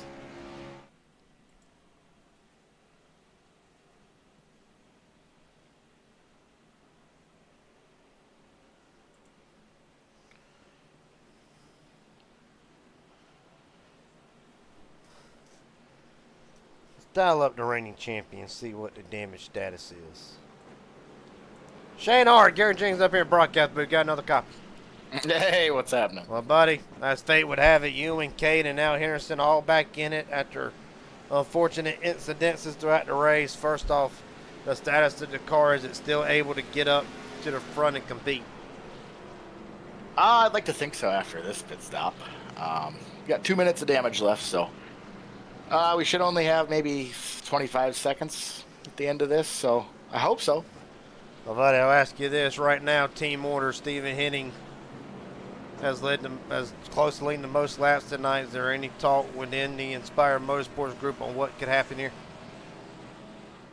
Yeah, there is. When I was working with them earlier, I would have loved to stay with them, at least help them, but, I wasn't able to. Couldn't keep up. So, yeah, the goal is to stay in the front, and hopefully Steven could come away with this. That'd be awesome.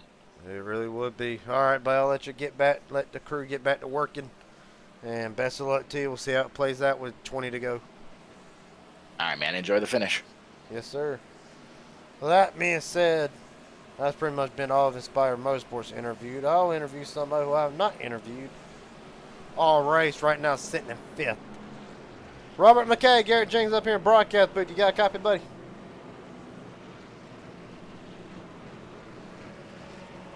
Try this one more time. Robert McKay, Garrett Jenkins up here in broadcast booth. You got a copy, buddy? Yeah, I got a copy. There he is. Buddy's been a pretty, other than the little incident earlier in the race, been a pretty quiet day for you and your teammate Christopher Roska. 4th and 5th right now. They're playing between the two of you and Travis Foreman to try to get to the front and really try to play a spoiler tonight.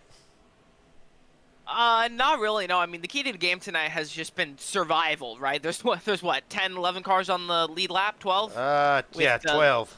Yeah, 12 with the 17 getting the lucky dog. So, I mean, it's all about survival, right? I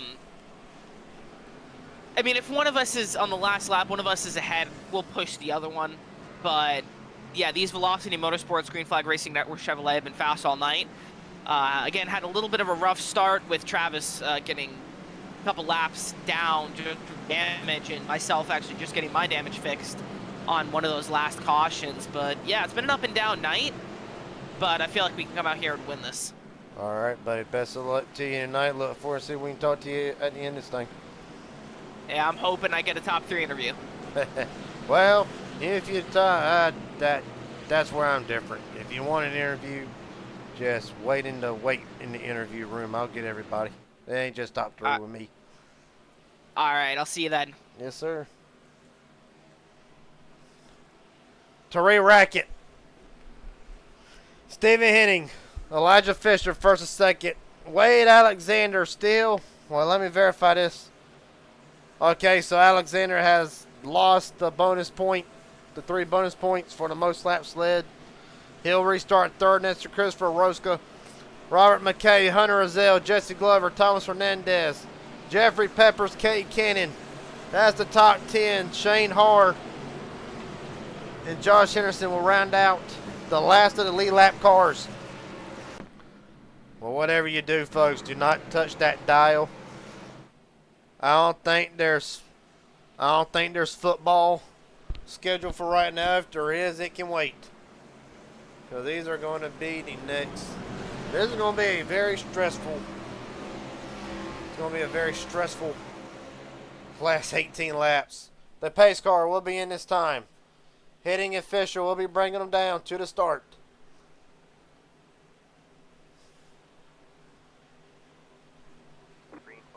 We're rolling.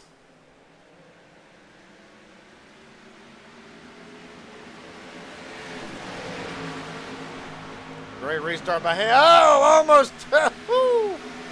Damn, Fisher almost misjudged it. That was about to be big. But they keep it straight. And right now, Alexander will be in tow with them down the back straightaway.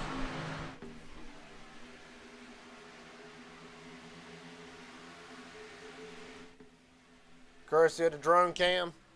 You get a look down the back straightaway. Here comes the outside lane with Roska and Hunter Azell on the outside.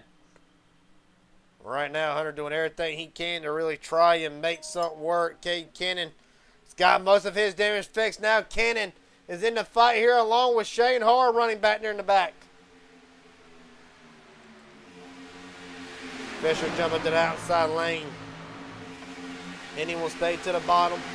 And Elijah Fisher now challenging for the lead.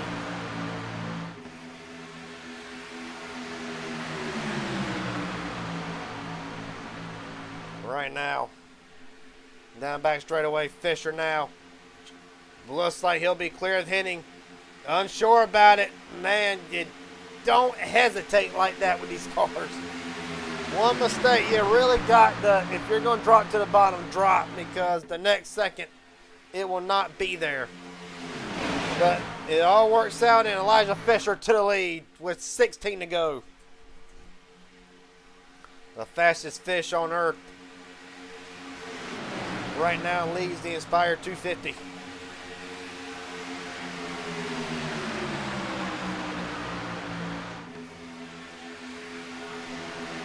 Stephen Henning jumps up to the outside lane with Roska in tow. Here comes Hunter Azell with Cade Cannon in tow as well. Stephen Henning wants to lead back with 16 to go.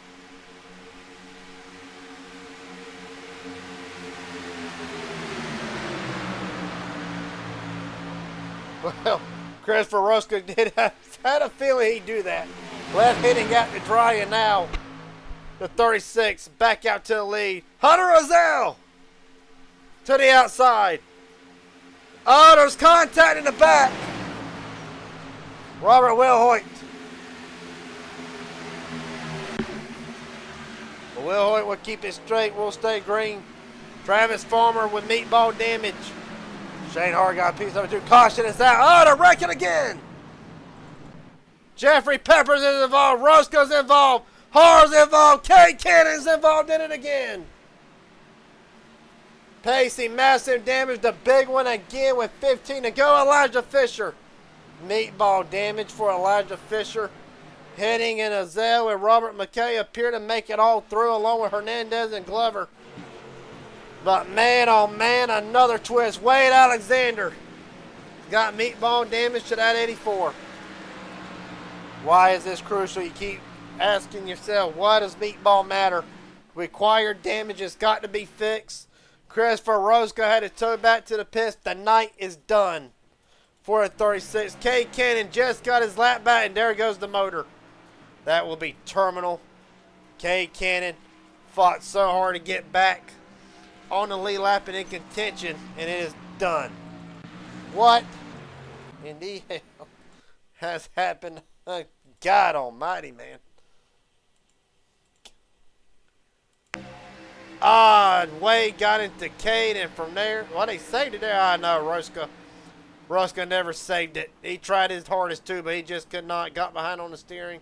Pacey and Alexander both, and you see the car really trying to figure out where the damage is at. That would be a meatball Fisher. It's right on board with Elijah Fisher through this, as a matter of fact, from the cockpit camera.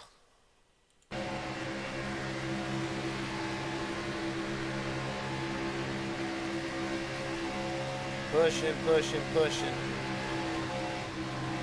Just, that's hard to say. But from there, God almighty, Jesus.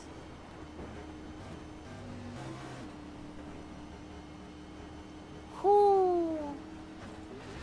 For Shane Har's on board.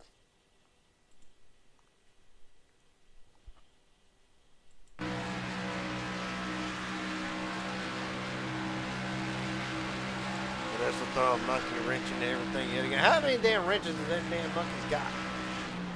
Don't know, but they were still calling the calamity corner there. Shane Hart on the apron, trying to get through it. And he will make, that would be pretty big damage. You can tell by the camera shaking.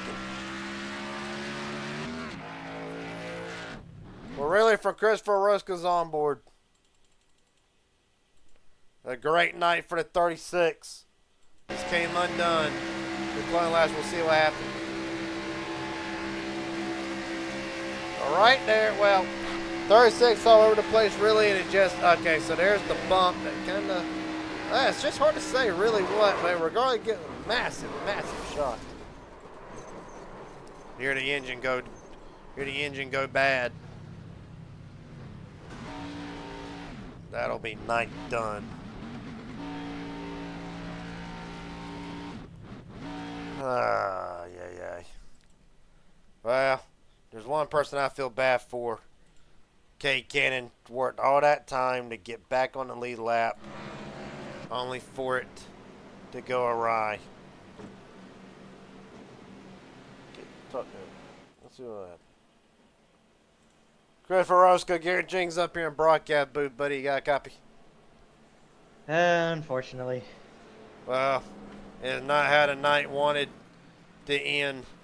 But I do want to ask you, what really, I'm having a hard time really seeing what caused the car to get unstable like it is. Can you just walk us through from your perspective? Yeah, so had a really strong run, then had the outside, past the leaders on the outside, drop down low, and then had everyone pass me on the high side. And I think the 84 gave the 9 a shot. I think that's what it was. And then the 9 came down, and then I was just right on the transition between the banking and the flats. And doing that just upsets the car, and around it went. And then I had it saved, and then the 16 tagged me and went head on the wall. Well, buddy, unfortunately, I believe we heard the motor expires, so it is date done. But is there anybody want to shout out or thank the night friends, family sponsors, etc.? The floor is yours. Yeah, got a shout out Robert McKay, team owner for this team. Got a shout out Travis Farmer. Didn't have the night he wanted. Got a shout out our sponsor, Green Flag Racing Network. We do broadcasting, McKay and I, for different leagues. So a lot of fun doing that, and just came into this race hoping for a win, and had a bad fast car, led laps earlier, but not how I wanted tonight to end. But looks like I'm keeping my nickname. Well, buddy, indeed you are. Hopefully when we see you in Rockingham next week, you'll be on a better note. Appreciate your time tonight. Hell of a drive. Yeah, thanks. Yes, sir.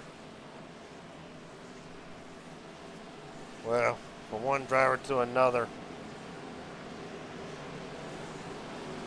K. Ken has been released from the infield medical center after a vicious hit. KD, got a copy? What up, man? Well, he worked hard to get back on the lead lap, only for it to go awry. Just take us through, what did you see happen, and really, how do you summarize the night? I just saw people, like trying to push, and I was all right with it, and I was trying to play the safe game, but then you got people that just don't understand, let's not push certain moments, and I got absolutely ran through by the A4. I saved it, thought we were okay, and next thing I know, I got killed after that, and I found that, and went back and rewatched it, saw that the 36 just, I don't know why, came back up the track and killed the 16 in us, but I just wish people would understand that there's certain times and places to push, and I guess some people don't understand there's actually a waiting game to this, not a shove like there's nothing. All right, buddy. Well, real fast before we let you go, anybody want to shout out night friends, family sponsors, etc.? The floor is yours. Shout out to Jordan. I forget what his thing is, but he makes a bunch of my paint schemes for me. So shout out to him. He made the paint scheme I was running tonight, which I was hoping to get a win in. It was a very special one for me. But shout out to them, shout out to my family, all of them, and just hope to go get next week.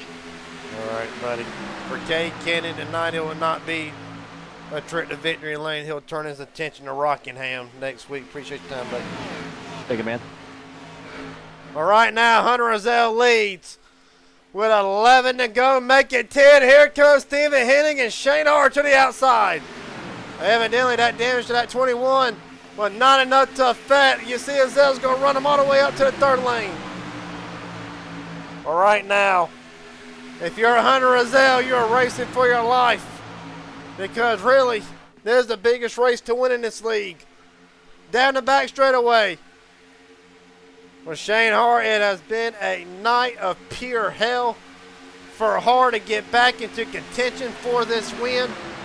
And in the closing laps, the defending champion has a shot at it. Do not count out Thomas Hernandez, nor Josh Henderson. Where's all these jokers came from late in this race? Hernandez, Henderson, Hart, drivers we have not seen all night. Hernandez spent the majority of the last half of this race in the top 10, but really not a factor until now. 9 laps to go. Well, right now, Hunter Rozelle in the car right now. Heart rate spiking, blood pressure's going up, internet's lagging. The car's being pushed to its breaking point. Because right now, 8 of the longest laps to come with still some of the heavy hitters.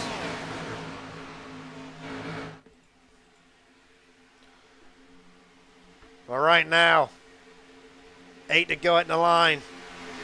Hunter Azell has not led a lap until he just got to the lead. He's only led 8 laps. Still lagging, but lagging massively. You're right on board with Stephen Henning.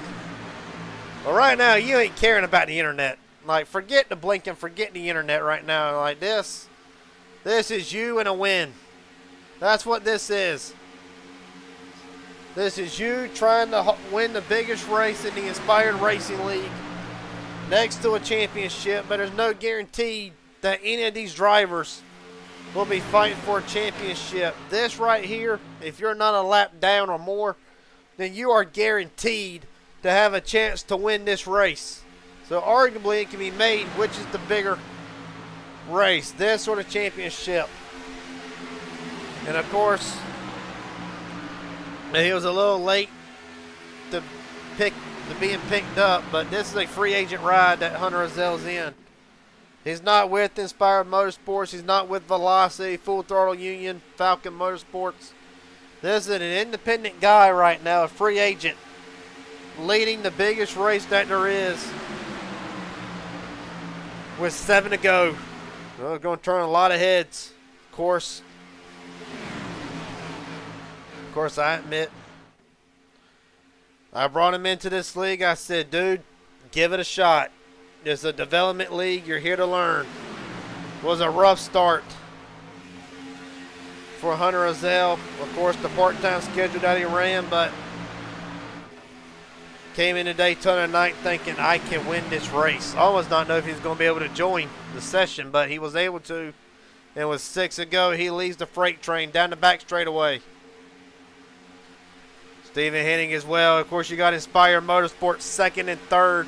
You talk about adversity. We just mentioned that Shane Hoare has gone through adversity tonight to be in the position that he's in. At one point, the whole rear end shifted about 5-6 feet. As heading into the wall. Oh, there they go. Hard into the wall. Caution is out. And that is race done for the guy that has led the most laps tonight. But it is done for Stephen Henning and Shane Hoare. Robert McKay involved in this as well. Of course, Stephen Henning, massive damage. Massive damage. Robert Will Hoyt's involved in this. Bobby Hadaway, Joseph Maddox. Dang.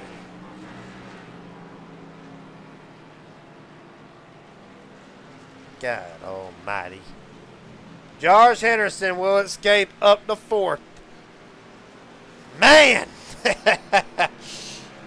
This is Daytona, and it breaks hearts, and it has just broke a lot of hearts tonight. Well, you get a look at Stephen Henning's car. Massive damage to the Raging Idiot Racing Network. Number 78 Toyota Camry has led the most laps of 28 tonight, but it will not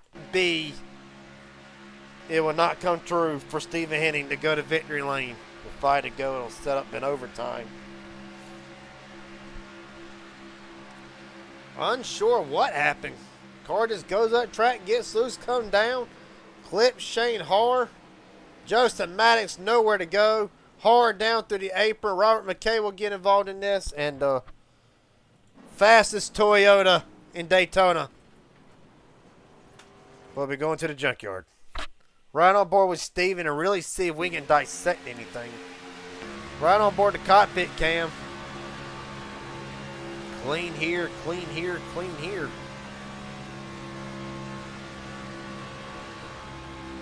Unsure. That is bizarre. I've never seen nothing like that. But regardless, he'll go for the ride. And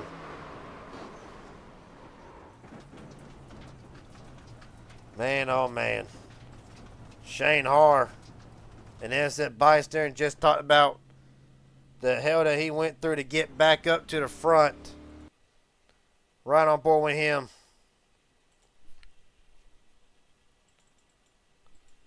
It has not been a good night for drivers who have faced adversity and dominated the race. Well, Shane thought he had it right here and just finally just loses control and bam.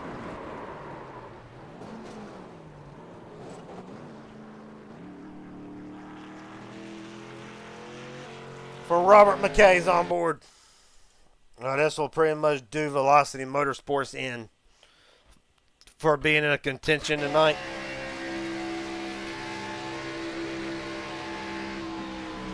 Oh, he's trying to get down, trying to get down, trying to get down. I got it. No, I don't. Bam.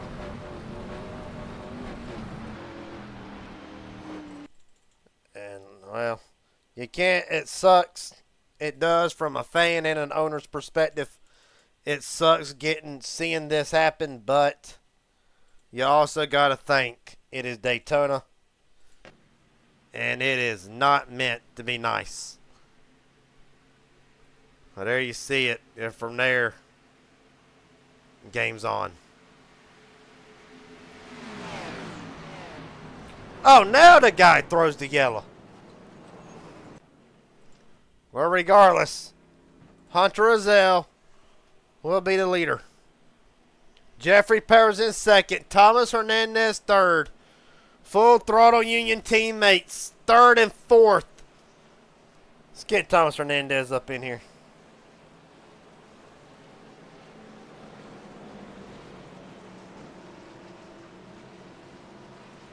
Thomas Hernandez, Garrett Jenkins up here in the broadcast booth. You got a copy, buddy?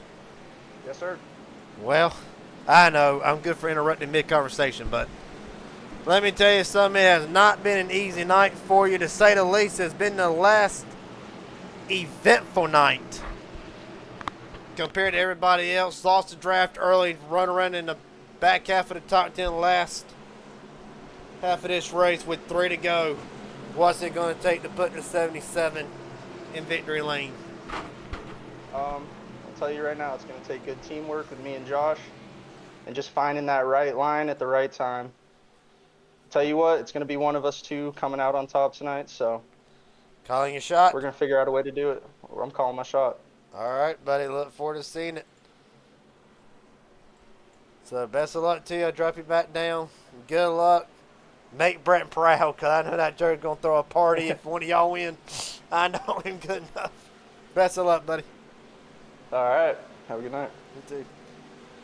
And, of course, Brent Hanrahan hailed Thomas Hernandez, a secret pick for the longest time. And Hanrahan handpicked him. He sees potential in the kid, believes that he is a playoff driver. For Josh Henderson, it has been a night of hell, much like Shane Haar. Haar trying to get back caught up. Evidently, Shane Haar's still got a car that can win it. Going to restart fifth. For Josh Henderson, a night of hell. But he is in contention to do it. The same for Peppers. Hunter Azell will bring them down. This is not an overtime intent. This is, see, Peppers not going.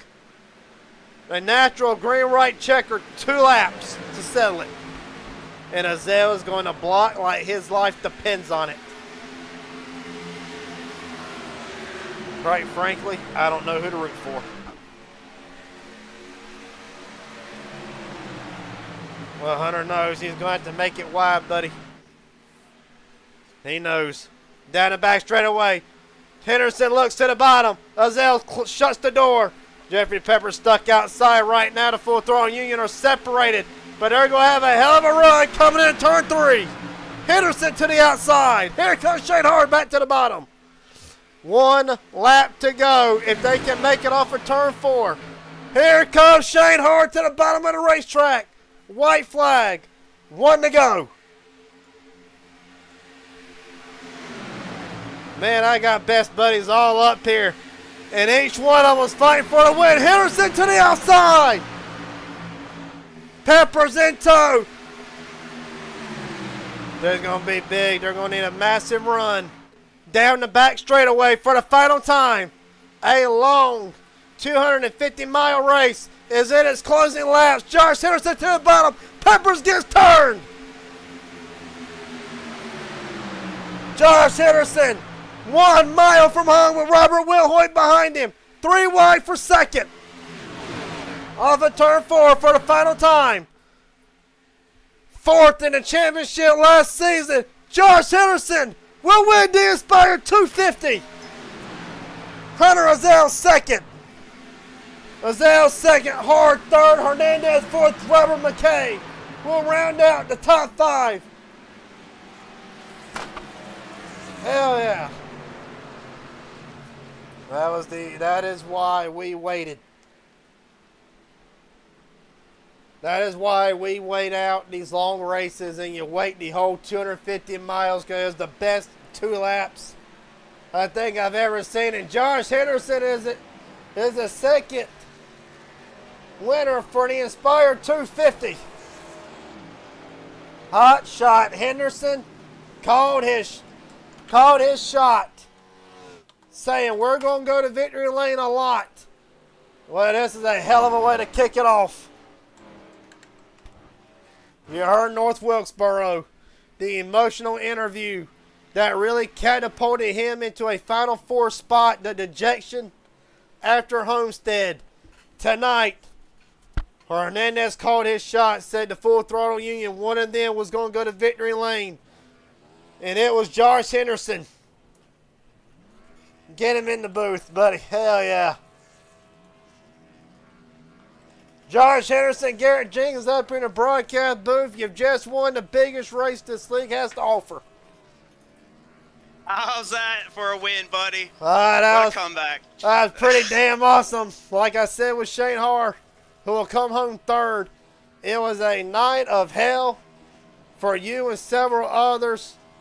How were you able to keep your head in the game and really come out tonight the winner? Because it had to be the longest race of your life.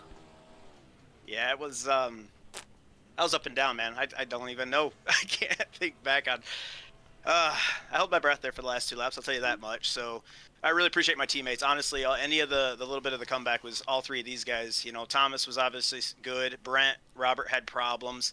Brent, awesome team leader, coach. Just, told everybody stay calm. You're gonna have trouble. It's Daytona, right? Even though he had trouble early on, he stayed calm and kept the rest of us calm. So really appreciate him. Appreciate Thomas there. Right in the 10 to go, we were kind of working together. I was able to get some of those lucky breaks. I told you when you talked to me, I just needed that one caution, and we'll get back in it. And then Robert, there at the end, I mean, what are you going to do? There's only 5 cars on the lead lap. It's not like the lap cars can't be any kind of factor of it. And unfortunately, they got together, and I look in my mirror and I see my buddies, and I'm like, let's go. Just got to hold it wide open. So, yeah, just appreciate the team. It's awesome. We all had pretty good runs, all things considered, and let's go, baby. That's a way to start the season. Told you I'd get one. Before we get going, being that now we got teams. Brent Hammerhand, Garrett Jenkins up here in broadcast booth, buddy. You're our owner in the Inspire 250 as a winner. How's it feel? Yes, sir. Good. I'm proud of him. Good race. Kept it up there. Buddy, it was a hell of a night for everybody. Really up and down night. He said that you're able to keep them calm and walk them through. Do you feel like there's a statement for the Full Throttle Union? You told me before the season even started that you felt like that you had a team that can go to the Final Four, and you have 2 of your cars, one the winner, one in 4th tonight. It's got to feel awesome. Yeah, I know. It feels great. Me and Robert had some issues, but nothing we can't work on. Really proud of the 17 and 77. Really proud of Robert sticking with it. I stuck with it.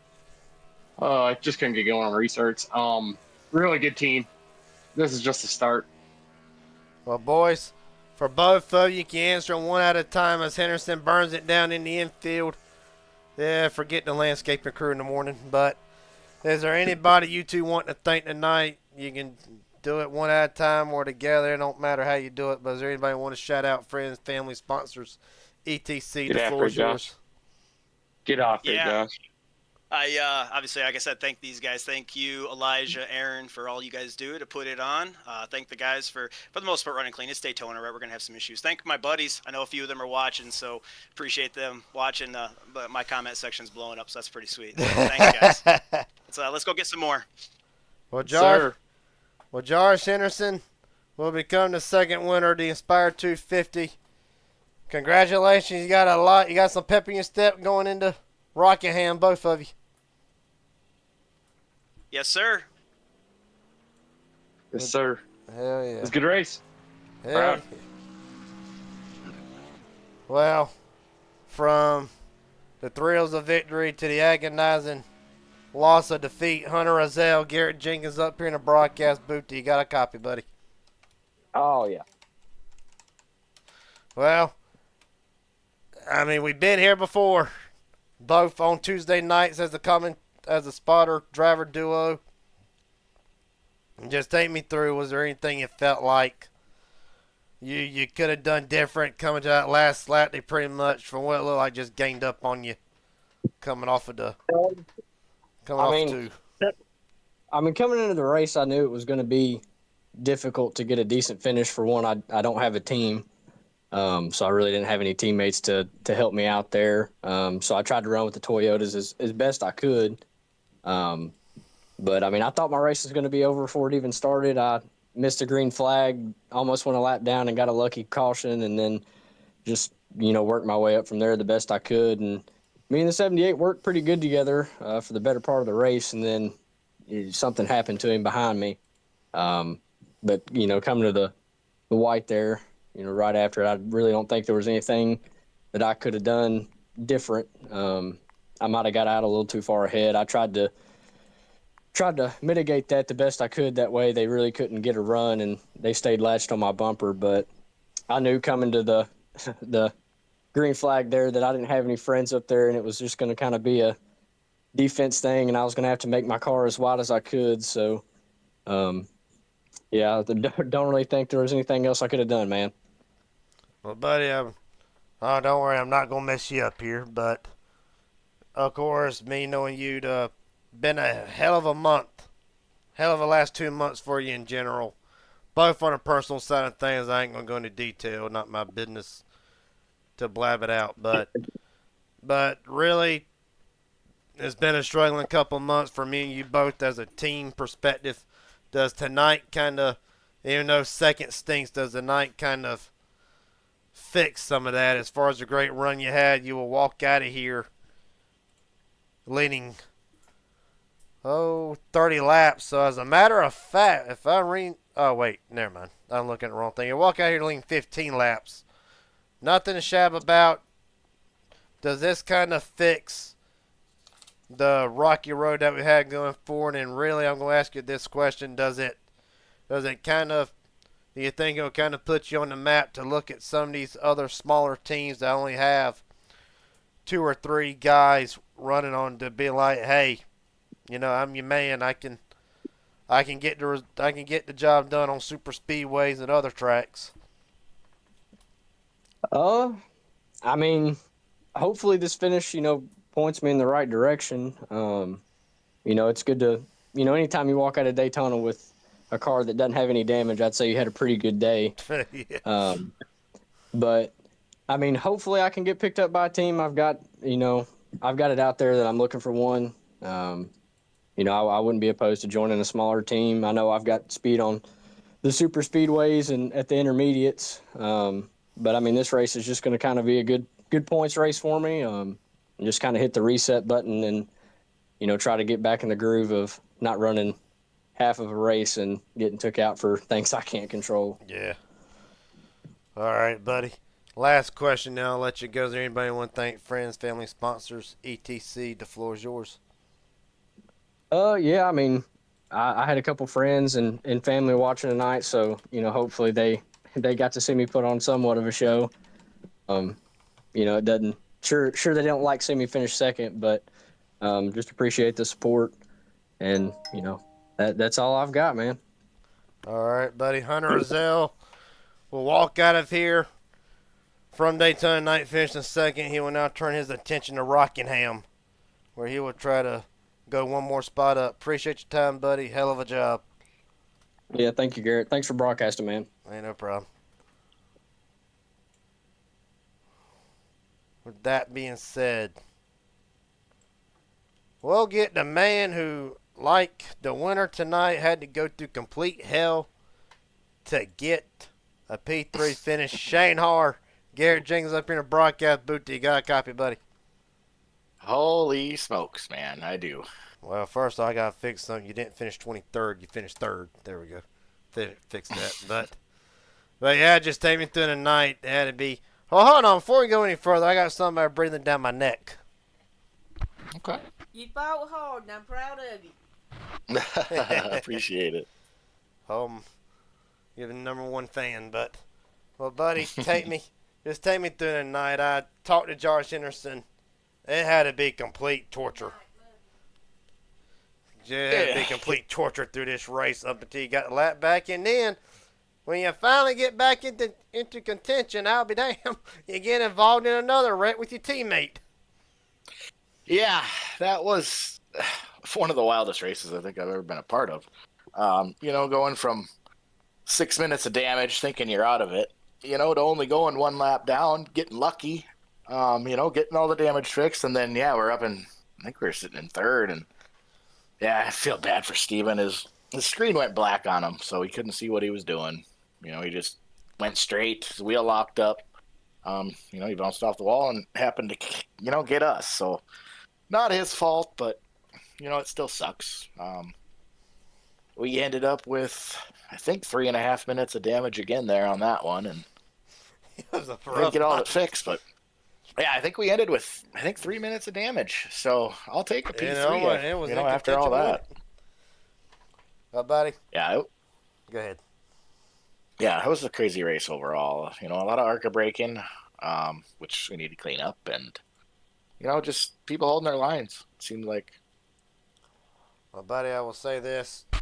It was an up and down night, but a P3 finish. Do you feel like compared, of course, last season, you finished 12th in this race. Do you feel like that this is a good starting point in hopes to hopefully going back to back, winning a championship for the second consecutive season in a row?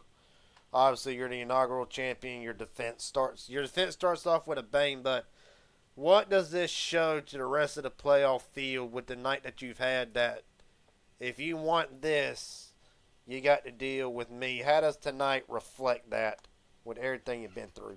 Well, big time. Last year, I believe we ended up wrecking out of this race and not even finishing. So, this year's a heck of a lot better than that. So, P3, it's a great start. I was thinking we were going to finish back there in, 11th there for the longest time. And cautions finally came out. We got a little lucky, and, the iRacing gods, opened the doors for us, and we were able to sneak out a P3.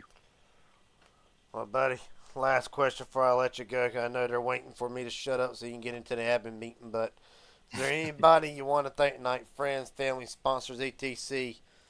Your favorite person and the one that really does not like me a whole lot most of the time was watching tonight. But is there anybody you want to shout out? Friends, family, sponsors, etc. The floor is yours.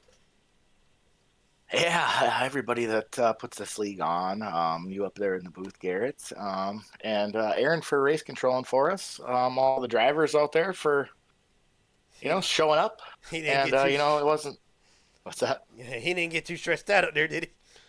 I don't think so. I think he did all right. We'll see how he liked it after this, but shout out you, of course, people who put this league on, my teammates.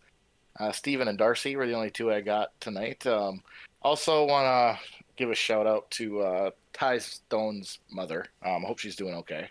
I wanted to win this race for her, but, didn't really work out. So, that's about all I got for you. All right, buddy. Shane Harr will walk out of here third. He will turn his sights to next week to the track that he won at in a thrilling battle with Colton Ward. And, of course, Colton Ward is planning on being at Rockingham to start his season off. Until then, buddy, congratulations. Hell of a finish. Thank you, sir. Yes, sir.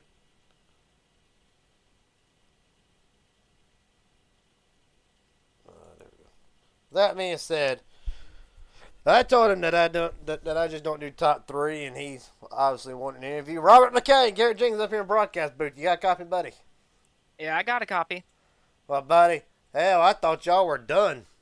After that last wreck, I could have swore that was all Velocity Motorsports, but ultimately you come up to finish 4th or 5th tonight.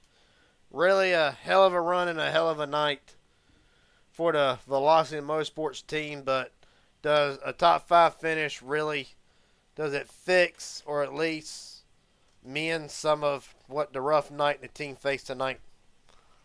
Oh, of course. I mean, our Travis Farmer, he's an amazing wheelman. He can drive the wheels off anything. He got wrecked out early. Then it was just me and my partner Christopher Rosca. Then he got wrecked out, and I was kind of fending for myself until that 88 hit me there, going through the grass. A couple 10-9 to go. I got just enough repaired that I was able to get it back out on track and wheel it to a half decent finish. But I mean, I said it in general chat in the Discord server. Listen, after tonight, I'll take a P5. Well, I want to ask, of course, from one streaming platform to another one. Of course, you see from some of the different leagues that you broadcast and promotions that you put on, you see a lot of. You can really see how some of the cars react without being the driver. Of course, I cover HGR and MMS money races that take place super speedways. And I mentioned on the broadcast tonight, just by watching them, these cars, they give you what I like to call freedom.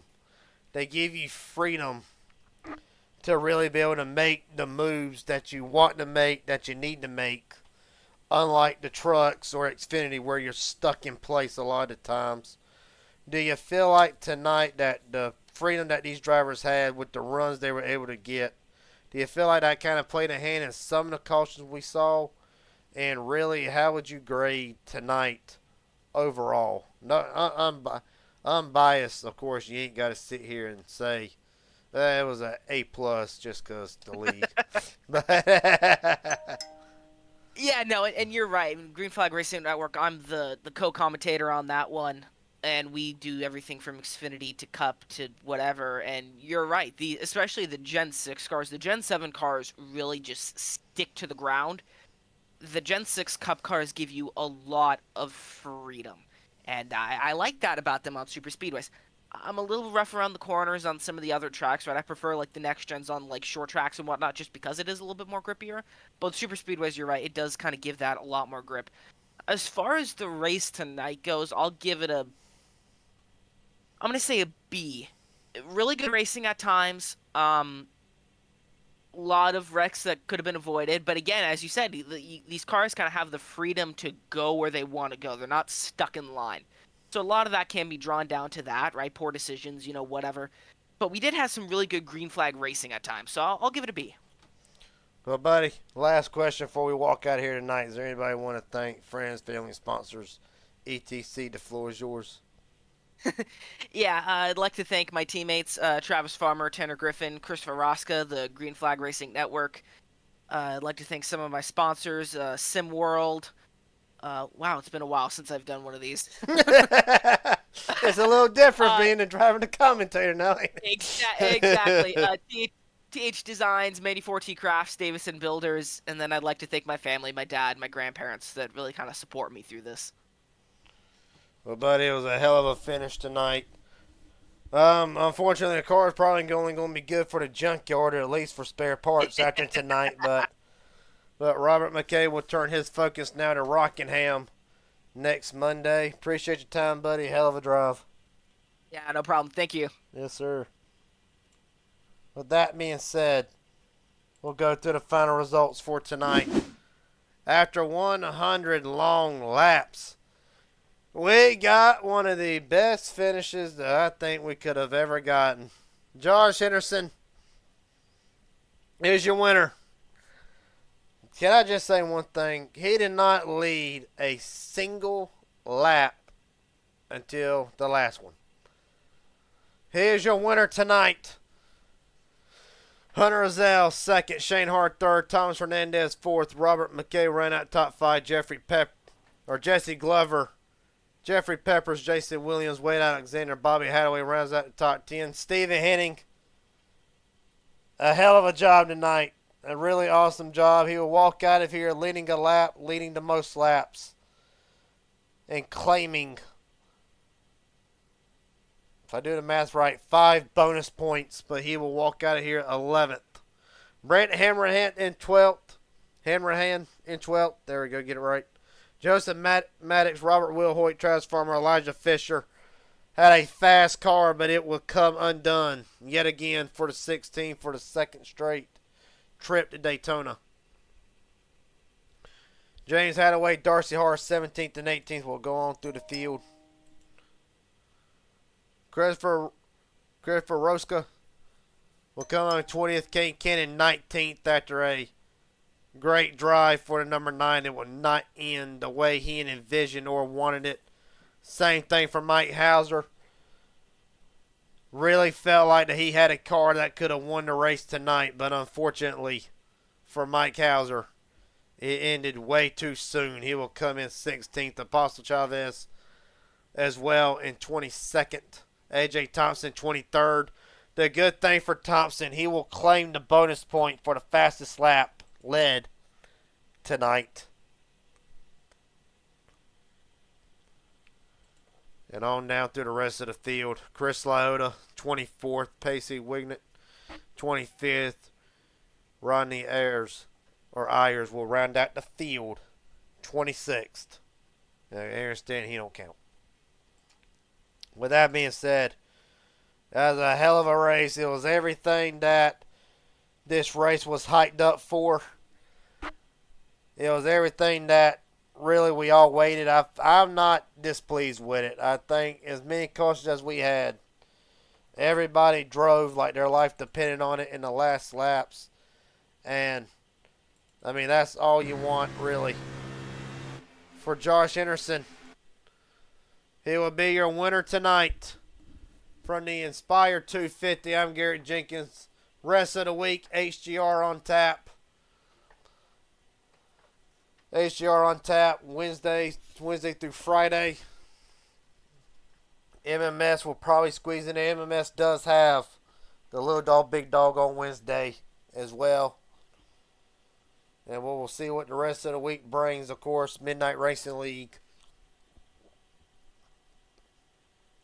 will be live Saturday night.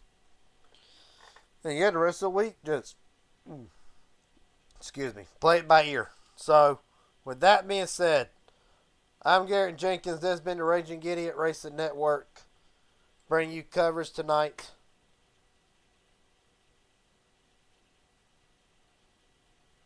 And until then, we will see you tomorrow night. Congratulations to Josh Henderson.